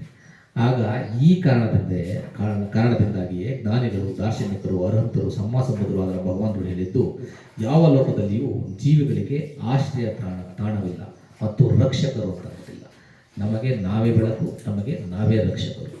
ನಮ್ಮ ದಾರಿಯನ್ನು ನಾವೇ ಗಮನಿಸಬೇಕು, ನಮ್ಮ ದಾರಿಯನ್ನು ಇನ್ನೊಬ್ಬರು ಗಮನಿಸಲಿಕ್ಕೆ ಸಾಧ್ಯ ಇಲ್ಲ. ನಮ್ಮ ಬೋಧೆಯನ್ನು ನಾವೇ ಪಡ್ಕೋಬೇಕು, ಆ ಬೋಧೆಯ ಅನುಭವವನ್ನು ಇನ್ನೊಬ್ಬರಿಂದ ನಾವು ಪಡ್ಕೊಳ್ತೀವಿ ಅಂತಕ್ಕಂಥದ್ದು ಸಾಧ್ಯ ಇಲ್ಲ. ದಾರಿ ಇದು ಅಂತ ಅಂದ್ಬಿಟ್ಟು ತೋರಿಸ್ಬೋದು. ಭಗವಾನ್ ಬುದ್ಧರು ಮಾರ್ಗದಾತರು, ಈ ದಾರಿಯಲ್ಲಿ ಹೋಗಿ ನಿಮಗೆ ಈ ಡೆಸ್ಟಿನೇಷನ್ ಸಿಗುತ್ತೆ ಅಂತ ಅಂದ್ಬಿಟ್ಟು ಹೇಳ್ಬೋದು. ಆದರೆ ಆ ದಾರಿಯನ್ನು ನಾವು ಕ್ರಮಿಸಿದ್ರೆ ಮಾತ್ರನೇ ನಾವು ಸರಿಯಾದ ಗುರಿಯನ್ನು ತಲುಪಲಿಕ್ಕಾಗೋದು. ಈಗ ಹೇಗೆ ಅಂತಂದರೆ ಮೈಸೂರಿಂದ ಬೆಂಗಳೂರಿಗೆ ಹೋಗ್ಬೇಕು ಅಂತ ಅಂದ್ಬಿಟ್ಟು ನೀವು ಇಲ್ಲಿ ಕೂತ್ಕೊಂಡು ಬೆಂಗಳೂರಿಗೆ ಹೋಗ್ಬೇಕು ಅಂತಂದ್ರೆ ಆಗುತ್ತಾ? ಯಾರಾದರೂ ಒಬ್ರು ಬಂದು ನೋಡಪ್ಪ ಈಗ ನ್ಯಾಷನಲ್ ಎಕ್ಸ್ಪ್ರೆಸ್ ಹೈವೇ ಆಗಿದೆ, ಇಲ್ಲಿ ಹೋದರೆ ನೀವು ಬೇಗ ತಲುಪ್ತೀಯ ಅಂತ ಅಂದ್ಬಿಟ್ಟು ಹೇಳಿದ್ರೆ ಎಕ್ಸ್ಪ್ರೆಸ್ ಹೈವೇ ಆಗಿದೆ, ನಾನು ಎಕ್ಸ್ಪ್ರೆಸ್ ವೇಲಿ ಹೋಗ್ತೀನಿ ಅಂದ್ಬಿಟ್ಟು ಮನೇಲಿ ಕೂತ್ಕೊಂಡ್ರಾಗುತ್ತಾ? ಆ ದಾರಿಯಲ್ಲಿ ನೀವು ಹೋದ್ರೇ ಬೆಂಗಳೂರು ರೀಚ್ ಆಗೋದು. ಇಲ್ಲೇ ಕೂತ್ಕೊಂಡು ನಾನು ಬೆಂಗಳೂರು ರೀಚ್ ಆದ್ರೆ ಅಂದ್ಕೊಂಡ್ರಾಗಲ್ಲ ಅಲ್ವಾ? ಅದೇ ಥರ ನಾವು ನಮಗೆ ರಕ್ಷಕರು ಮತ್ತು ಒಂದು ಆಶ್ರಯ ತಾಣ ಅಂತಕ್ಕಂತಹದ್ದು ಯಾವುದೂ ಇಲ್ಲ. ಅದನ್ನು ನಾವು ಗಮನಿಸಿ ನಾವೇ ಎಲ್ಲವನ್ನು ಪಡ್ಕೊಳ್ಬೇಕು. ಓಕೆ, ಹಾಗೆ ಮೂರನೇದಕ್ಕೆ ಬರ್ತಾರೆ ರಿಟ್ಟಪಾಲರೇ. ಈ ಆಸ್ಥಾನದಲ್ಲಿ ಬೇಕಾದಷ್ಟು ಹಿರಣ್ಯ ಸುವರ್ಣಗಳು ಖಜಾನೆಯಲ್ಲಿ ಭಂಡಾರದಲ್ಲಿ ಇವೆ. ಆಚಾರ್ಯ ರೆಟ್ಟಪಾಲರು ಹೇಳಿದರು, ಯಾವುದೇ ಲೋಕದಲ್ಲಿನ ಜೀವಿಗೆ ತನ್ನದೆಂಬುದೂ ಇಲ್ಲ, ಎಲ್ಲವನ್ನು ಬಿಟ್ಟು ಹೋಗಬೇಕು, ಗತವಾಗಬೇಕು. ಈ ವಾಕ್ಯದ ಅರ್ಥವನ್ನು ಹೇಗೆ ಅರಿತುಕೊಳ್ಳಬೇಕು? ಆಗ ಮಹಾರಾಜ, ನೀವು ಪಂಚಕಾಮಗಳಗಳಿಂದ ನೀವೇ ಸಮರ್ಥಿಸಿಕೊಂಡು ಮತ್ತು ಅವನ್ನು ಸಮಂಗೀಭೂತ ಮಾಡಿಕೊಂಡು ಆನಂದದಿಂದ ಅನುಭವಿಸುತ್ತಿದ್ದೀರಿ. ಅಂದರೆ ಎಲ್ಲ ಪಂಚಭೋಗಗಳನ್ನು ನೀವು ತೆಗೆದುಕೊಂಡು, ಅಂದರೆ ಎಲ್ಲ ಇದೆ ನಿಮ್ಮ ಹತ್ರ, ಅದನ್ನೆಲ್ಲವನ್ನು ನೀವೇ ಅನುಭವಿಸ್ತಾ ಇದ್ದೀರ. ಮುಂದೆ ನೀವು ಸತ್ತ ನಂತರ ಅದನ್ನು ತೆಗೆದುಕೊಂಡು ಹೋಗಲಿಕ್ಕೆ ಸಾಧ್ಯನಾ? ಏನೇನು ಸುವರ್ಣಗಳಿದ್ದಾವೆ, ಆಸ್ತಿ ಇದೆ, ಭೂಮಿ ಇದೆ, ಇದೆಲ್ಲ ಇದಾವಲ್ಲ, ಇದನ್ನು ಇಲ್ಲಿವರೆಗೂ ಮಾತ್ರ ನೀವು ಅನುಭವಿಸ್ತಾ ಇದ್ದೀರ ಚೆನ್ನಾಗಿ. ಮುಂದೆ ಸತ್ತ ನಂತರ ತೆಗೆದುಕೊಂಡು ಹೋಗ್ಲಿಕ್ಕೆ ಸಾಧ್ಯನಾ ಅಂತ ಅಂದ್ಬಿಟ್ಟು ಕೇಳ್ತಾರೆ. ಆಗ ರಾಜ ಕೊರಬಯ್ಯ ಹೇಳ್ತಾನೆ, ಅದು ಸಾಧ್ಯ ಇಲ್ಲ. ನಾನು ನನ್ನ ಕಮ್ಮಗಳು, ನನ್ನ ಇಚ್ಛಾಪೂರ್ವಕವಾಗಿ ಮಾಡಿದಂತಹ ಕೆಲಸಗಳಿದ್ದಾವೆ, ಅದರಿಂದ ಗಳಿಸಿದ ಪುಣ್ಯ ಏನಿದೆ ಅದನ್ನು ಮಾತ್ರ ನಾನು ಕ್ಯಾರಿ ಮಾಡ್ಬೋದು ಅಂತ ಅಂದ್ಬಿಟ್ಟು ಅವನು ಹೇಳ್ತಾರೆ. ಹಾಗೆಯೇ ಮುಂದೆ ಬರುವ ಜನ್ಮಕ್ಕೆ ಇವನ್ನೇ ಹಾಗೆಯೇ ತೆಗೆದುಕೊಂಡು ಹೋಗೋಕ್ಕಾಗೋದಿಲ್ಲ ಅಲ್ವಾ? ಬದಲಾಗಿ ಬೇರೆಯವರು ಈ ಭೋಗಗಳನ್ನು ಅನುಭವಿಸುತ್ತಾ ನಾನು ಕಮ್ಮಾನುಸಾರ ಮುಂದುವರಿಯುತ್ತೇವೆ. ನಾವು ಕಮ್ಮಗಳಿಗೆ ಅನುಸಾರವಾಗಿ ಆ ಕಮ್ಮದ ಪುಣ್ಯದ ಫಲಗಳನ್ನು ಮಾತ್ರ ನಾವು ಕ್ಯಾರಿ ಮಾಡ್ತೇವೆ. ಹಾಗಾಗಿ ಮಹಾರಾಜ, ಈ ಕಾರಣದಿಂದಾಗಿಯೇ ನಾವು ಏನೇ ಗಳಿಸಿದ್ರು ಕೂಡ, ಇಷ್ಟನ್ನೇ ಗಳಿಸಿದ್ರು ಕೂಡ ಈ ಲೋಕದಲ್ಲಿ ನಂದು ಪರ್ಮನೆಂಟ್ ಅಂತಕ್ಕಂಥದ್ದು ಯಾವುದೂ ಇಲ್ಲ. ಅದನ್ನು ಇಲ್ಲೇ ಬಿಟ್ಟು ಹೋಗಬೇಕು. ನಾವು ತೆಗೆದುಕೊಂಡು ಹೋಗ್ತಕ್ಕಂಥದ್ದು ಕೇವಲ ನಮ್ಮ ಕಮ್ಮ ವಿಭಾಗಗಳನ್ನು ಮಾತ್ರ. ಓಕೆ, ನಮ್ಮ ಭೌತಿಕವಾಗಿ ನಾವು ಏನೇ ಗಳಿಸಿದ್ರು, ಭೂಮಿ ಗಳಿಸಿ, ಚಿನ್ನ ಗಳಿಸಿ, ಹಣ ಗಳಿಸಿ, ಎಲ್ಲವನ್ನು ಇಲ್ಲೇ ಬಿಟ್ಟು ಹೋಗಬೇಕು. ಇದನ್ನು ಈ ಥರ ಅರ್ಥ ಮಾಡ್ಕೋಬೇಕು. ಆದರೆ ಯಾವುದೇ ಲೋಕದಲ್ಲಿನ ಜೀವಿಗೆ ತನ್ನದೆಂಬುದು ಯಾವುದೂ ಇಲ್ಲ, ಎಲ್ಲವನ್ನೂ ಬಿಟ್ಟು ಹೋಗಬೇಕು, ಎಲ್ಲವೂ ಗತವಾಗಬೇಕು. ಮತ್ತು ನಾನು ಯಾವಾಗ ಇದನ್ನು ಅರಿತೆನೋ, ನೋಡಿದೆನೋ, ಆಗ ನಾನು ಮನೆಯನ್ನು ತೊರೆದು ಬಬ್ಬಜಿತನಾದೆ ಅಂತ ನೋಡಿ ಹೇಳ್ತಾರೆ. ಆಗ ಆಶ್ಚರ್ಯ ರೆಟ್ಟಪಾಲರೇ, ಅದ್ಭುತ. ಇನ್ನೊಂದು, ಇದನ್ನು ಇಷ್ಟೊಂದು ಚೆನ್ನಾಗಿ ಜ್ಞಾನಿಗಳು, ದಾರ್ಶನಿಕರು, ಅರ್ಹಂತರು, ಭಗವಾನರು ಹೇಳಿದ್ದಾರೆ ಅಂತ ಅಂದ್ಬಿಟ್ಟು ಹೇಳಿದ್ದಾರೆ. ಮತ್ತೆ ಈಗ ಆಚಾರ್ಯ ರೆಟ್ಟಪಾಲರು ಹೇಳಿದರು, ಯಾವುದೇ ಲೋಕದಲ್ಲಿನ ಜೀವಿಯು ಅಪೂರ್ಣ ಅತೃಪ್ತ ಮತ್ತು ಆಸೆಗಳ ದಾಸ. ಈ ವಾಕ್ಯಗಳ ಅರ್ಥವನ್ನು ನಾನು ಹೇಗೆ ಅರ್ಥ ಮಾಡ್ಕೋಬೇಕು ಅಂತ ಕೇಳ್ತೀನಿ. ಇದು 4ನೇದು. ಗೊತ್ತಾಯ್ತಾ? ಮೊದಲನೇದು ಯಾವುದು? ಯಾವುದೇ ಲೋಕದಲ್ಲಿನ ಜೀವಿಗಳಿಗೆ ಸ್ಥಿರವಾದಂಥದ್ದು ಯಾವುದೂ ಇಲ್ಲ, ಎಲ್ಲವೂ ಅನಿತ್ಯ ಅಲ್ವಾ. ಎರಡನೇದು ಒಂದು ರಕ್ಷಣೆ ಮತ್ತು ಆಶ್ರಯ ತಾಣ ಅಂತಕ್ಕಂಥದ್ದು ಇರುತ್ತೆ. ಅದೇ ರೀತಿ ಈ ಯಾವುದೇ ಲೋಕದಲ್ಲಿನ ಜೀವಿಗಳಿಗೆ ನಮ್ದು ಅಂತಕ್ಕಂಥದ್ದು ಯಾವುದೂ ಇರೋದಿಲ್ಲ. ಯಾವುದೇ ಲೋಕದಲ್ಲಿನ ಜೀವಿಯು ಅಪೂರ್ಣವಾಗಿರ್ತವೆ, ಅತೃಪ್ತವಾಗಿರ್ತವೆ, ಆಸೆಗಳ ಹಿಂದೆನೆ ಬಿದ್ದಿರ್ತವೆ. ಇದನ್ನ ನಾನು ಹೇಗೆ ಅರ್ಥ ಮಾಡ್ಕೋಬೇಕು ಅಂತ ಅಂದ್ಬಿಟ್ಟು ಕೇಳ್ತಾನೆ ರಾಜ. ಆಗ ರಾಜನಿಗೆ ಹೇಳ್ತಾರೆ ರಟ್ಟಪಾಲ ಮಂತ್ರಿಯವರು, ಮಹಾರಾಜ, ನಿನ್ನ ಹತ್ರ ಒಬ್ಬ ಗೂಢಚಾರ ಬಂದು ಈ ಪೂರ್ವ ದಿಕ್ಕಿನಲ್ಲಿ ಅಪಾರವಾದಂತಹ ಸಂಪತ್ತಿರ್ತಕ್ಕಂತಹ ಒಂದು ದೇಶ ಇದೆ, ಆ ದೇಶದ ಮೇಲೆ ನೀವು ದಾಳಿ ಮಾಡಿದ್ರೆ ಎಲ್ಲವನ್ನು, ಅಪಾರವಾದಂತಹ ಸಂಪತ್ತನ್ನು ಗಳಿಸ್ಬೋದು, ಅಪಾರವಾದಂತಹ ಸುಂದರವಾದಂತಹ ಹೆಣ್ಣು ಮಕ್ಕಳಿದ್ದಾರೆ, ಎಲ್ಲರನ್ನೂ ಕೂಡ ನೀವು ದಾಸಿಯರನ್ನಾಗಿ ಮಾಡ್ಕೊಳ್ಬೋದು. ಅದೇ ಥರ ವಿವರಣೆಗಳಿದ್ದಾವೆ. ಹಿರಣ್ಯ ಸುವರ್ಣ ನಾಣ್ಯಗಳು, ಒಡವೆಗಳು, ಬಂಗಾರದ ಗಟ್ಟಿಗಳು, ಪತ್ನಿಯರನ್ನಾಗಿ ಮಾಡಿಕೊಳ್ಳಲು ಬೇಕಾದಷ್ಟು ಹೆಣ್ಣುಗಳು ಇವೆ. ನಿಮ್ಮ ಈಗಿನ ಬಲದಿಂದ ಇದೆಲ್ಲವನ್ನು ಗೆಲ್ಲಬಲ್ಲಿರಾ ಅಂತ. ಹಾಗಿದ್ದರೆ ಗೆಲ್ಲಿ ಓ ಮಹಾರಾಜರೇ, ಏನು ಮಾಡುವಿರಿ? ನಾನು ಅದನ್ನು ಗೆಲ್ತೇನೆ, ನನಗೆ ತುಂಬ ಪವರ್ ಇದೆ, ನಾನು ಗೆಲ್ತೀನಿ, ಆ ಕಡೆ ಹೋಗಿ ಗೆಲ್ತೀನಿ. ಓಕೆ, ಆಯಿತು, ಗೆದ್ದಾಯಿತು, ಅದನ್ನೆಲ್ಲ ವಶಪಡಿಸ್ಕೊಂಡ್ರಿ. ಆಮೇಲೆ ಇನ್ನೊಬ್ಬ ಗೂಢಚಾರ ಬಂದು ಹೇಳ್ತಾನೆ, ಪಶ್ಚಿಮ ದಿಕ್ಕಿನಿಂದ ಬಂದು, ಈ ಪಶ್ಚಿಮ ದಿಕ್ಕಿನಲ್ಲಿ ತುಂಬ ವಿಶಾಲವಾದಂತಹ ಒಂದು ದೇಶ ಇದೆ, ಅಲ್ಲಿ ತುಂಬ ಸಂಪದ್ಭರಿತವಾಗಿದೆ, ತುಂಬ ಸುಂದರ ಹೆಣ್ಣು ಮಕ್ಕಳಿದ್ದಾರೆ, ಅದನ್ನು ಕೂಡ ನೀವು ವಶಪಡಿಸ್ಕೊಳ್ಳಿ ಅಂತ ಅಂದ್ಬಿಟ್ಟು. ಆಗ ನಿನ್ನ ಪ್ರತಿಕ್ರಿಯೆ ಏನು? ಅವನ ರಾಜ ಅಷ್ಟಕ್ಕೆ ಸಂತೃಪ್ತನಾಗಿದ್ನ? ಪೂರ್ವದ ಕಡೆ ಒಂದು ದೇಶವನ್ನು ಆಕ್ರಮಣ ಮಾಡಿ ಮತ್ತೆ ಪಶ್ಚಿಮದ ಕಡೆನೂ ಕೂಡ ನಾನು ಆಕ್ರಮಣ ಮಾಡ್ತೇನೆ ಅಂತ ಅಂದ್ಬಿಟ್ಟು ಹೇಳ್ತಾನೆ. ಹಾಗೆಯೇ ನೀನು ಸಮುದ್ರದ ಅಂಚಿಗೆ ಹೋಗ್ತೀಯ, ಸಮುದ್ರದ ಅಂಚಿಗೆ ಹೋಗಿ ಅಷ್ಟೂ ಕೂಡ ಎಲ್ಲ ಸುತ್ತುವರೆದ ಸಮುದ್ರದ ಅಂಚಿನವರೆಗೂ ಕೂಡ ಎಲ್ಲವನ್ನು ದೇಶವನ್ನು ಎಕ್ಸ್ಟೆಂಡ್ ಮಾಡ್ತೀಯ, ಎಲ್ಲವನ್ನು ಗಳಿಸ್ತೀಯ. ಅಷ್ಟಕ್ಕೆ ತೃಪ್ತನಾಗ್ತೀಯಾ? ಅಷ್ಟನ್ನು ಗಳಿಸಿದ ನಂತರ ಸಮುದ್ರದ ಆಚೆಗೆ ಏನಿದೆ ಅಂತಕ್ಕಂತಹ ಒಂದು, ಅದನ್ನು ಕೂಡ ನಾನು ಗಳಿಸ್ಬೇಕು ಅಂತಕ್ಕಂತಹ ಒಂದು ಆಸೆ, ಲೋಪ ಜಾಸ್ತಿ ಆಗ್ತದೆ, ಹೌದಾ ಅಲ್ವಾ ಅಂತ ಕೇಳ್ತಾರೆ. ಆಗ ಅದನ್ನು ಅರ್ಥ ಮಾಡ್ಕೋತಾನೆ. ಆಗ ಆಶ್ಚರ್ಯಟಪಲ್ಲದೆ, ಇದನ್ನು ದಾನಿಗಳು, ದಾರ್ಶನಿಕರು, ಅರ್ಹಂತರು, ಸಮುದ್ರವಾದ ಭಗವಾನರು ಎಷ್ಟು ಚೆನ್ನಾಗಿ ಹೇಳಿದ್ದಾರೆ. ಯಾವುದೇ ಲೋಕದಲ್ಲಿನ ಜೀವಿಯು ಅಪೂರ್ಣ, ಅತೃಪ್ತ, ಆಸೆಗಳ ದಾಸ, ಇದು ಖಂಡಿತವಾಗಿಯೂ ನಿಜ ಅಂತ ಅಂದ್ಬಿಟ್ಟು ಹೋಗ್ತಾರೆ.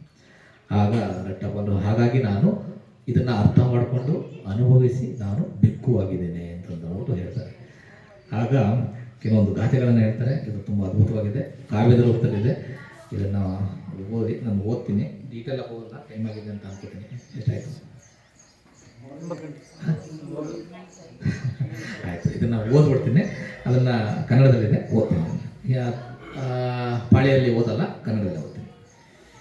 ರಟ್ಟಪಾಲರು ಮತ್ತೆ ಹೇಳ್ತಾರೆ, ನಾನು ಧನವಂತರಾದವರನ್ನು ಈ ಲೋಕದಲ್ಲಿ ಕಾಣುತ್ತಿದ್ದೇನೆ. ಕೂಡಿಟ್ಟ ಧನವನ್ನು ಮೋಹದಿಂದಾಗಿ ಅವರು ಕೊಡುವುದಿಲ್ಲ, ಲೋಭದಿಂದಾಗಿ ಮತ್ತೆ ಮತ್ತೆ ಕೂಡಿಸ ಹೋಗುತ್ತಾರೆ, ಅಕ್ಯುಮುಲೇಟ್ ಮಾಡ್ತಾ ಹೋಗ್ತಾರೆ. ಇನ್ನು ಕಾಮಭೋಗಗಳು ಬೇಕೆಂಬ ದಾಹದಿಂದ ಅದನ್ನು ಅಕ್ಯುಮುಲೇಟ್ ಮಾಡ್ತಾ ಹೋಗ್ತಾರೆ. ಪೃಥ್ವಿಯನ್ನೇ ಬಲದಿಂದ ಗೆದ್ದ ರಾಜ ಸಾಗರದ ಆಚೆಯ ಅಂಚಿನವರೆಗೂ ಹೋದ ನೆಲದ ಮೇಲೆಯೂ ಕೂಡ ಆಳಿದರು. ಸಾಗರದವರೆಗಿದ್ದರೂ ಒಡೆತನದ ದಾಹ ತೀರದವನು ಸಾಗರದಾಚೆಗೂ ಹೋಗಬೇಕೆಂಬ ಹಸಿವು ಅವನಿಗಿರುತ್ತದೆ. ದೊರೆ ಮಾತ್ರವಲ್ಲ, ಹೇಳಬೇಕಾದ್ರೆ ಎಕ್ಸ್ಪ್ರೆಷನ್ ಅರ್ಥ ಆಗ್ತಾ ಇದೆಯಾ? ಪೃಥ್ವಿಯನ್ನೇ ಗೆದ್ರೂ ಕೂಡ ಸಾಗರದ ಆಚೆಗೂ, ಇಲ್ಲಿಂದ ಆಚೆಗೆ ಏನಿದೆ ಅದನ್ನು ನಾವು ಗೆಲ್ಲಬೇಕು ಅಂತಕ್ಕಂತಹ ಒಂದು ಅತೃಪ್ತ ಭಾವನೆ ಎಲ್ಲರಲ್ಲೂ ಇರ್ತದೆ. ಆ ಅತೃಪ್ತ ಭಾವನೆಯನ್ನು ಗೆಲ್ಲಬೇಕು ಅಂದರೆ ನಾವು ಪಬ್ಬದಿತರಾಗಬೇಕು, ಬೋಧಿಯಡೆಗೆ ಹೋಗಬೇಕು. ದೊರೆ ಮಾತ್ರವಲ್ಲ, ಬಹುಜನರೂ ಕೂಡ ಮರಣವನ್ನೆದುರಿಸಿ ಆದರೆ ಬಿಡಲು ಬೇಕೆಂಬ ಆಸೆಯನ್ನು, ಕೇವಲ ರಾಜನ ಮಾತ್ರ ಅಲ್ಲ, ಕೇವಲ ಸಾಮಾನ್ಯ ಮನುಷ್ಯನು ಕೂಡ ಸಾವನ್ನು ಬೇಕಾದ್ರೆ ಒಪ್ಕೋತಾರೆ, ಆದರೆ ಆಸೆ ಮಾತ್ರ ಬಿಡೋದಿಲ್ಲ. ಬಿಟ್ಟು ಹೋಗುವವನು ಹಣವನು, ಉಳಿದು ಹೋದವು ಆಸೆಗಳು, ಹಾಗೆಯೇ ಈ ಲೋಕಗಳು. ಅದೇನೇ ಮಾಡಿದ್ರು ಕೂಡ ಆಸೆಗಳನ್ನ ಇಲ್ಲೇ ಬಿಟ್ಟು ಹೋಗಬೇಕು, ಎಷ್ಟು ಗಳಿಸಿದ್ರು ಕೂಡ ಅದನ್ನು ಇಲ್ಲೇ ಬಿಟ್ಟು ಹೋಗಬೇಕು. ಅಳುವರು ಬಂಧುಗಳು ಕೂದಲ ಕಿತ್ತುಕೊಂಡು ಅಯ್ಯೋ ಹೋದೆಯ ನನ್ನ ಬಂಧುವೆ, ಅಂದರೆ ಸ್ನೇಹಿತನೇ, ಪ್ರಿಯಕರನೇ, ಬಂಧುವೆ, ಎಂದು ಎಂದು ಹೊತ್ತುಕೊಂಡು ಹೋಗುವವರು ಹೆಣವನ್ನು ಸುತ್ತಿ ಇಡುವರನ್ನು ಚಿತೆಯ ಮೇಲೆ ಸುಡಲು. ಮತ್ತೆ ಏನ್ ಮಾಡ್ತಾರೆ, ಹತ್ತು ಹತ್ತು ಹತ್ತು ಅವರ ಭಾವನೆಗಳನ್ನ ಹೊರಗಾಕ್ತಾರೆ, ಆದರೆ ಆ ದೇಹವನ್ನ ಸುಟ್ಟು ಹಾಕ್ತಾರೆ. ಬಿಟ್ಟು ಹೋದನು ಧನವನು ಶವವಸ್ತ್ರದೊಳಗೆ ಸೇರಿ, ಬೂದಿಯಾಗುವುದವನ ದೇಹ ಕೋಲಿನಿಂದಲೇ ಚುಚ್ಚಿ ಚುಚ್ಚಿ, ಸತ್ತು ಹೋದನು ಸರಿ ಬರರಾರು ಬಂಧು ಮಿತ್ರರು, ನೀಡರಾರು ಸೂರನ್ನು ಮತ್ತೆ ಸಹಾಯವನ್ನು ಇಲ್ಲಿ. ಅವನು ಏನೆಲ್ಲ ಗಳಿಸಿದ್ನೋ ಅದೆಲ್ಲ ಇಲ್ಲೇ ಬಿಟ್ಟು ಹೋಗಿದ್ದಾನೆ. ಅವನನ್ನ ಶವದ ವಸ್ತ್ರದ ಒಳಗಡೆ, ಶವದ ಪೆಟ್ಟಿಗೆ ಒಳಗಡೆ ಹಾಕಿ ಅವನ್ನ ಸುಟ್ಟಾಕ್ತಾರೆ. ಸತ್ತು ಹೋದ ನಂತರ ಎಷ್ಟು ದಿನ ಬಂಧುಗಳು ಬರ್ತಾರೆ? ಒಂದು ದಿನ, 2 ದಿನ, 1 ತಿಂಗಳು, 2 ತಿಂಗಳು, 3 ತಿಂಗಳು, ಒಂದಲ್ಲ ಒಂದಿನ ಅವರೆಲ್ಲ ಬಿಟ್ಟು ಹೋಗಿ ಹೋಗ್ತಾರೆ. ನಮಗೆ ಅಗತ್ಯ ಬಂದಾಗ ನೀಡಲಾರು ಸೂರನ್ನು ಮತ್ತೆ ಸಹಾಯವನ್ನು, ಯಾರು ಕೂಡ ಸೂರನ್ನ ಮತ್ತೆ ಸಹಾಯವನ್ನು ಕೊಡ್ತಕ್ಕಂತಹ ಶಕ್ತಿ ಇಲ್ಲ, ಅಂದರೆ ಬರೋದಿಲ್ಲ. ಪಡೆಯುವವರನ್ನು ಸಂಪತ್ತನ್ನು ವಂಶಾವಳಿಯಿಂದ ಸಂಪತ್ತನ್ನು ಪಡ್ಕೊಂಡು ಬರ್ತಾರೆ. ಏನು ಗಳಿಸಿದ್ದನೋ ಅದನ್ನು ಬಿಡುವನು, ಬರುವುದಾವುದು ಅವನ ಹಿಂದೆ ಸಾಯುತ್ತಿದ್ದಂತೆ, ಸತಿ ಸುತ ಸಂಪತ್ತಾವುದು ಹೋಗದವನ ಹಿಂದೆ. ಏನೇ ಗಳಿಸಿದ್ರು ಕೂಡ ಅವನ ನೆಕ್ಸ್ಟ್ ಜನರೇಷನ್ಗೆ ಬಿಟ್ಟು ಹೋಗ್ತಾನೆ, ಅಂದರೆ ಬೇರೆಯವರಿಗೆ ಬಿಟ್ಟು ಹೋಗ್ತಾನೆ. ಅವನ ಜೊತೆ ಯಾವುದನ್ನು ಕೂಡ ತೆಗೆದುಕೊಂಡು ಹೋಗೋದಿಲ್ಲ. ಅವನ ಹಿಂದೆ ಸಾಯ್ತಾ ಇದ್ದಂಗೆ ಅವನ ಹಿಂದೆ ಯಾವುದು ಕೂಡ ಹೋಗೋದಿಲ್ಲ. ಸತಿ ಇರ್ಬೋದು, ಸುತ ಇರ್ಬೋದು, ಮಗ, ಹೆಂಡತಿ, ಸಂಪತ್ತು, ಇದು ಯಾವುದನ್ನು ಕೂಡ ಅವನ ಹಿಂದೆ ತೆಗೆದುಕೊಂಡು ಹೋಗೋದಿಲ್ಲ. ಧನವು ನೀಡದು ದೀಗಾಯುವನು, ಮುಪ್ಪು ಹೋಗದು ಬಂದೊಡೆ ಸಂಪದವು, ಹೇಳಿದರು ಧೀರರು ಆಯು ಬಹು ಕಡಿಮೆ ಎಂದು, ಅನಂತವು ತಿಳಿಯದದಕ್ಕೆ ಅಶಾಶ್ವತವು ಸತ್ಯ. ಅಂದರೆ ಧನವು ನೀಡೋದು, ಎಷ್ಟೇ ಹಣ ಗಳಿಸಿದ್ರು ಕೂಡ ಅದು ದೀರ್ಘಾಯುಷ್ಯನ ನೀಡೋದಿಲ್ಲ. ನಮ್ದು ಆಯುಷ್ಯ ಎಷ್ಟಿದೆ ಅಷ್ಟೇ. ಮುಪ್ಪು ಒಂದೇ ಬರ್ತದೆ. ನಾವು ಎಷ್ಟೇ ಗಳಿಸಿದ್ರು ಕೂಡ ಮುಪ್ಪನ್ನ, ನಾವು ಎಷ್ಟು ಹಣ ಗಳಿಸಿದ್ರು ಕೂಡ ಮುಪ್ಪನ್ನ ನಾವು ತಡೆಗಟ್ಟಲಿಕ್ಕೆ ಸಾಧ್ಯನಾ? ತಡೆಗಟ್ಟಲಿಕ್ಕೆ ಸಾಧ್ಯ ಇಲ್ಲ. ಇದನ್ನ ಧೀರರು ಅಂದ್ರೆ ಪ್ರಜ್ಞಾವಂತರು ಹೇಳಿದ್ರು. ಪ್ರಜ್ಞಾವಂತರ ಸಂಖ್ಯೆನೇ ಕಡಿಮೆ. ಹಾಗಾಗಿ ಆ ಪ್ರಜ್ಞಾವಂತರು ಹೇಳಿದ್ದನ್ನ, ಈ ಸತ್ಯವನ್ನ ಯಾರು ಕೂಡ ಅರ್ಥ ಮಾಡ್ಕೊಳ್ಳಿಲ್ಲ. ಈ ಅಶಾಶ್ವತ ಸತ್ಯವನ್ನ, ಅನಂತವಾದ ತಿಳುವಳಿಕೆಯನ್ನ ಯಾರು ಜನಗಳು ಕೂಡ ಅರ್ಥ ಮಾಡಿಕೊಂಡಿಲ್ಲ. ಬಡವ ಬಲ್ಲಿದರೆಲ್ಲರ ಅರಿವರು ಸಾವಿನ ಸ್ಪರ್ಶವನ್ನು, ಮೂರ್ಖರಿಗೂ ಸಂತರಿಗೂ ಗೊತ್ತದರ ಸಂಗತಿ, ಪೆಟ್ಟ ತಿನ್ನುವನು ಮೂರ್ಖನು ತನ್ನ ಮುಟ್ಟಾಳತನದಿ, ಸಂತನೆಂದು ನಡುಗನದರ ಸ್ಪರ್ಶದಿಂದ. ಅಂದರೆ ಬಡವ, ಬಲ್ಲಿದ, ಅರಿತವರು ಎಲ್ಲರೂ ಕೂಡ ಈ ಸಾವಿನಿಂದ ಹೊರತಾಗಿಲ್ಲ. ಸಾವನ್ನ ಸ್ಪರ್ಶ ಮಾಡಲೇಬೇಕು ಅಲ್ವಾ? ಇವನ್ ಜ್ಞಾನಿಗಳು, ಭಗವಾನ್ ಬುದ್ಧರು ಕೂಡ ಸತ್ರು ಅಲ್ವಾ? ಮೂರ್ಖರಿಗೂ ಸಂತರಿಗೂ ಗೊತ್ತದರ ಸಂಗತಿ. ಎಲ್ಲ ಮೂರ್ಖರಿಗೂ ಗೊತ್ತು, ಮತ್ತೆ ಸಂತರಿಗೂ ಕೂಡ ಇದು ಸತ್ಯ ಅಂತಕ್ಕಂಥದ್ದು ಗೊತ್ತು. ಪೆಟ್ಟ ತಿನ್ನುವನು ಮೂರ್ಖನು ತನ್ನ ಮುಟ್ಟಾಳತನದಿ, ಅದು ಗೊತ್ತಿದ್ದೂ ಕೂಡ ಮತ್ತೆ ಆ ಸಂಕೋಲೆಗಳೆಲ್ಲ ಸಿಕ್ಕಾಕೋತಾ ಇರ್ತಾನೆ ಮೂರ್ಖ. ಆದರೆ ಸಂತ ಅದನ್ನ ಅರ್ಥ ಮಾಡಿಕೊಂಡು ಅದರ ಈ ಸಾವಿನಿಂದ ಹೆದರೋದಿಲ್ಲ. ಅವನು ಸಾವು ಬಂದೇ ಬರುತ್ತೆ ಅಂತಕ್ಕಂತಹ ಒಂದು ಖಚಿತವಾದ ಸತ್ಯ ಗೊತ್ತಿರುತ್ತೆ. ಹಾಗಾಗಿ ಸಾವು ಬಂದಾಗ ಶಾಂತ ಸ್ವಭಾವದಿಂದ ಅದನ್ನು ಸ್ವೀಕರಿಸ್ತಾನೆ. ಪ್ರಜ್ಞೆಗಿಂತ ಮಿಗಿಲಲ್ಲ ಧನವು, ಮುಟ್ಟುವವನೊಬ್ಬನು ಅಂತಿಮ ಗುರಿಯನ್ನು ಪ್ರಜ್ಞೆಯಿಂದಲೇ. ಯಾವುದು ಪ್ರಜ್ಞೆಗಿಂತ ದೊಡ್ಡದಲ್ಲ ಅಲ್ವಾ? ಯಾವುದೇ ಧನ ಇದ್ರೂ ಕೂಡ ಪ್ರಜ್ಞೆಗಿಂತ ಮಿಗಿಲಾಗಲಿಕ್ಕೆ ಸಾಧ್ಯ ಇಲ್ಲ. ಪ್ರಜ್ಞೆ ಒಂದು ಇತ್ತು ಅಂತಂದ್ರೆ ಎಲ್ಲವನ್ನು ಗಳಿಸ್ಬೋದು, ಧನವನ್ನು ಗಳಿಸ್ಬೋದು, ಎಲ್ಲ ಸಂಪತ್ತನ್ನು ಗಳಿಸ್ಬೋದು. ಪ್ರಜ್ಞೆಯಿಂದಲೇ ಒಬ್ಬನು ಬೋಧಿಯನ್ನು ಮುಟ್ಬೋದು. ಅಂತಿಮ ಗುರಿ ಅಂದರೆ ಬೋಧಿ. ಅಜ್ಞಾನದಿ ಮಾಡುವರು ಕೇಡನು ಜನರು, ಅಂತಿಮ ಗುರಿಯನೆಂದು ಮುಟ್ಟರು ಜನ್ಮ ಜನ್ಮದಿಂದಲೂ. ಅಂದರೆ ಯಾರು ಅಜ್ಞಾನದಿಂದ ಮತ್ತೆ ಆ ಲೋಭ ಮೋಹ ದೋಷದಲ್ಲಿ ಸಿಕ್ಕಾಕೊಂಡು ಕೆಲಸ ಮಾಡ್ತಾ ಇರ್ತಾರೋ ಅವರು ಯಾವತ್ತೂ ಕೂಡ ಅಂತಿಮ ಗುರಿಯನ್ನು ಮುಟ್ಟೋದಿಲ್ಲ. ಅವರು ಈ ಭವಚಕ್ರದಲ್ಲಿ ಸಿಲುಕಿ ಒದ್ದಾಡ್ತಾ ಇರ್ತಾರೆ. ಒಂದು ಗರ್ಭವ ಪ್ರವೇಶಿಸಿ ಇನ್ನೊಂದು ಲೋಕಕ್ಕೆ ತೆರಳುವರನ್ನದಿ, ಜನ್ಮಗಳ ಚಕ್ರವನ್ನು ದೂಡುತ್ತಲೇ ಹೋಗುವನು, ಅಲ್ಪ ಬುದ್ಧಿಯವನು ಅವನ ನಂಬಿ ಹೋಗುವನು, ಗರ್ಭವ ಪ್ರವೇಶಿಸಿ ಇನ್ನೊಂದು ಲೋಕಕ್ಕೆ ತೆರಳುವನು. ಯಾರು ಅಲ್ಪ ಬುದ್ಧಿ ಇರ್ತಾನೋ, ಯಾರು ಮೂರ್ಖ ಆಗಿರ್ತಾನೋ ಅವನು ಈ ಲೋಭದೋಷ ಮೋಹದಲ್ಲಿ ಸಿಕ್ಕಾಕೊಂಡು ಭವಚಕ್ರದಲ್ಲಿ ಸುತ್ತಾಡ್ತಾ ಇರ್ತಾನೆ. ಕಳ್ಳತನವ ಮಾಡುತ್ತಿರಲು ಸಿಕ್ಕ ಟಕ್ಕನು ತನ್ನ ಪಾಪ ಕರ್ಮಕ್ಕೆ ನೋವನ್ನು ಅನುಭವಿಸುವಂತೆ, ಜನರು ಪಡುವರು ಕಷ್ಟವನ್ನು ಇನ್ನೊಂದು ಲೋಕದಲ್ಲಿ, ಮಾಡಿದ ಪಾಪಕರ್ಮಗಳಿಗೆ ಈ ಲೋಕದಲ್ಲಿ. ಅಂದರೆ ಕಳ್ಳತನ ಮಾಡ್ತಾ ಮಾಡ್ತಾ ಮಾಡ್ತಾ ಒಬ್ಬ ಕಳ್ಳ ಸಿಗಾಕೋತಾನೆ, ತನ್ನ ಪಾಪಕರ್ಮಕ್ಕೆ ನೋವನ್ನು ಅನುಭವಿಸ್ತಾನೆ. ಅದೇ ಥರ ಜನರು ಎಷ್ಟು ಕಷ್ಟಪಡ್ತಾ ಇದ್ದಾರೆ ಅಂದರೆ ಮತ್ತೆ ಆ ಕಳ್ಳತನ ಮಾಡ್ತಾನೆ ಇದ್ದಾರೆ, ಮತ್ತೆ ಆ ಕಷ್ಟಕ್ಕೆ ಸಿಗಾಕೋತಾರೆ, ಆ ಕಷ್ಟಕ್ಕೆ ಸಿಗಾಕೋತಾರೆ, ಆ ಪಾಪಕರ್ಮಗಳಿಗೆ ಸಿಗಾಕೋತಾರೆ. ಅದೇ ರೀತಿ ಪಾಪಕರ್ಮಗಳಿಗೆ ಸಿಗಾಕೊಂಡು ಅದೇ ಥರ ಕಷ್ಟಗಳನ್ನು ಅನುಭವಿಸ್ತಾ ಇದ್ದಾರೆ. ಇಂದ್ರಿಯ ಭೋಗಗಳು ಮಧುರ ಮನೋಹರ, ಅವು ಕೆಡಿಸುವವು ಚಿತ್ತವನ್ನು ಬಹುತೆರದಿ. ಕಾಮ ಗುಣಗಳೊಳಗಿನ ಕೇಡ ಕಂಡು ಹೋಗುವೆನು ನಾನು ಪರಿವ್ರಾಜಕನಾಗಿ ಓ ರಾಜ. ಈ ಇಂದ್ರಿಯ ಭೋಗಗಳಿಂದವಲ್ಲ, ಇವು ತುಂಬ ಸುಮಧುರ, ಆದರೆ ಅವು ನಮ್ಮ ಮನಸ್ಸನ್ನು ಹಾಳು ಮಾಡ್ತವೆ. ತುಂಬ ಡೈರೆಕ್ಷನಲ್ಲಿ ಬಹುತೆರದಿ ಬೇರೆ ಬೇರೆ ವಿಧಗಳಿಂದ ನಮ್ಮ ಮನಸ್ಸನ್ನು ಹಾಳು ಮಾಡ್ತವೆ. ಕಾಮ ಗುಣಗಳೊಳಗಿನ ಕೇಡನ್ನು ಕಂಡು ಆ ಒಂದು ದುಃಖವನ್ನು ನಾನು ನೋಡಿ ನಾನು ಪರಿವ್ರಾಜಕನಾಗಿ ಬೋಧಿಯಡೆಗೆ ಹೋಗೋದಿಕ್ಕೆ ನಾನು ಆಸೆಪಟ್ಟ ರಾಜ. ಹಣ್ಣುಗಳು ಉದುರುವಂತೆ ಮರದಿಂದ ಬಾಲರಾಗಲಿ ವೃದ್ಧರಾಗಲಿ ಬೀಳುವರು ಕಾಯ ಬಿದ್ದೊಡನೆ. ಇದನ್ನು ನೋಡಿಯೇ ಹೋದರೆ ನಾನು ಹೋಗುವೆನು ಸಮಣ ಬದುಕಿನ ದಾರಿ ಹಿಡಿದು, ಸುಖವು ಅದರೊಳಗಿದೆ. ಅಂದರೆ ಹಣ್ಣುಗಳು ಯಾವ ಥರ ಉದುರೋಗ್ತಾವೋ ಮರದಿಂದ, ಹಾಗೆಯೇ ಈ ಬಾಲ ಅಂದರೆ ಮಕ್ಕಳಾಗಲಿ, ಬಾಲ ಅಂದರೆ ಮೂರ್ಖ, ಬಾಲ ಅಂದರೆ ಪಾಳಿಯಲ್ಲಿ ಕನ್ನಡಕ್ಕೆ ಅನುವಾದ ಮಾಡಿದ್ರೆ ಮೂರ್ಖ, ಮಕ್ಕಳಾಗಲಿ ಮೂರ್ಖರಾಗಲಿ ಅಥವಾ ವೃದ್ಧರಾಗಲಿ ಅವರು ಒಂದಲ್ಲ ಒಂದು ದಿನ ಬಿದ್ದೋಗ್ತಾರೆ. ಇದನ್ನು ನೋಡಿಯೇ ಅಂದರೆ ಸಾವು ಬಂದೇ ಬರುತ್ತೆ. ಈ ಸಾವನ್ನು ನಾನು ಅರ್ಥ ಮಾಡಿಕೊಂಡು ಸರಿಯಾದ ಸಮಣ ಜೀವನವನ್ನು ನಡೆಸಿ ನಾನು ಬೋಧಿಯನ್ನು ಪ್ರಾಪ್ತಿ ಮಾಡ್ಕೊಳ್ಬೇಕು ಅಂತ ಅಂದ್ಬಿಟ್ಟು ನಾನು ಎಲ್ಲವನ್ನು ತೊರೆದು ಸಮಣನಾಗಿದ್ದೇನೆ ಅಂತ ಅಂದ್ಬಿಟ್ಟು ಭಗವಾನ್ ಬುದ್ಧರು ರಾಜರಿಗೆ ಹೇಳ್ತಾರೆ. ಇದನ್ನು ಕೇಳಿ ರಾಜ ತುಂಬ ಸಂತೋಷ ಪಡ್ತಾನೆ. ಇದು ನೆಕ್ಸ್ಟು ಕಂಟಿನ್ಯೂಷನ್ ಇಲ್ಲ, ನಾವು ಸ್ಟಾಪ್ ಆಗಿದೆ. ಇದು ಬೆಟ್ಟಪಾಲ ಸುತ್ತ ತುಂಬ ಅದ್ಭುತವಾಗಿದೆ. ನಾವೆಲ್ಲರೂ ಕೂಡ ಓದಿ ಒಂದ್ಸಲ ಮಂತೇಜಿಯವ್ರ ಕಡೆಯಿಂದ ಒಂದ್ಸಲ ರಿವೈಸ್ ಮಾಡ್ದಂಗೆ ಆಯಿತು. ಎಷ್ಟು ಅರ್ಥ ಮಾಡಿಸ್ಲಿಕ್ಕೆ ಸಾಧ್ಯವಾಗಿದೆಯೋ ಇಲ್ಲವೋ ಗೊತ್ತಿಲ್ಲ ನನಗೆ. ಒಂದು ಪ್ರಯತ್ನ ಪಟ್ಟಿದ್ದೀನಿ. ಇನ್ನೊಂದ್ಸಲ ಬೇಕಾದರೆ ಇದ್ರ ಬಗ್ಗೆ ಡೀಟೇಲಾಗಿ ನಾವು ಚರ್ಚೆ ಮಾಡೋಣ. ಶಾರ್ಟ್ ಡ್ಯೂರೇಷನ್ ನಿನ್ನೆ 9:30 10 ಗಂಟೆಯಿಂದ ನಾನು ಓದಿದ್ದು, ಒಂದು ಸಲ ಅಷ್ಟೇ ಓದಲಿಕ್ಕಾಗಿದ್ದು. ಬಟ್ ನೀವು ಇಷ್ಟನ್ನು ಹೇಳ್ತಾ ಇವತ್ತಿನ ಧಮ್ಮ ಪ್ರವಚನವನ್ನು ನಾನು ಮುಕ್ತಾಯ ಮಾಡ್ತೇನೆ.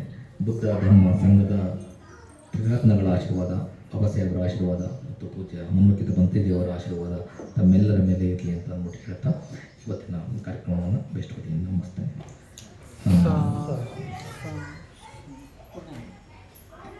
ಏನಾದರೂ ಅನುಮಾನಗಳಿದ್ರೆ ಕೇಳಿ.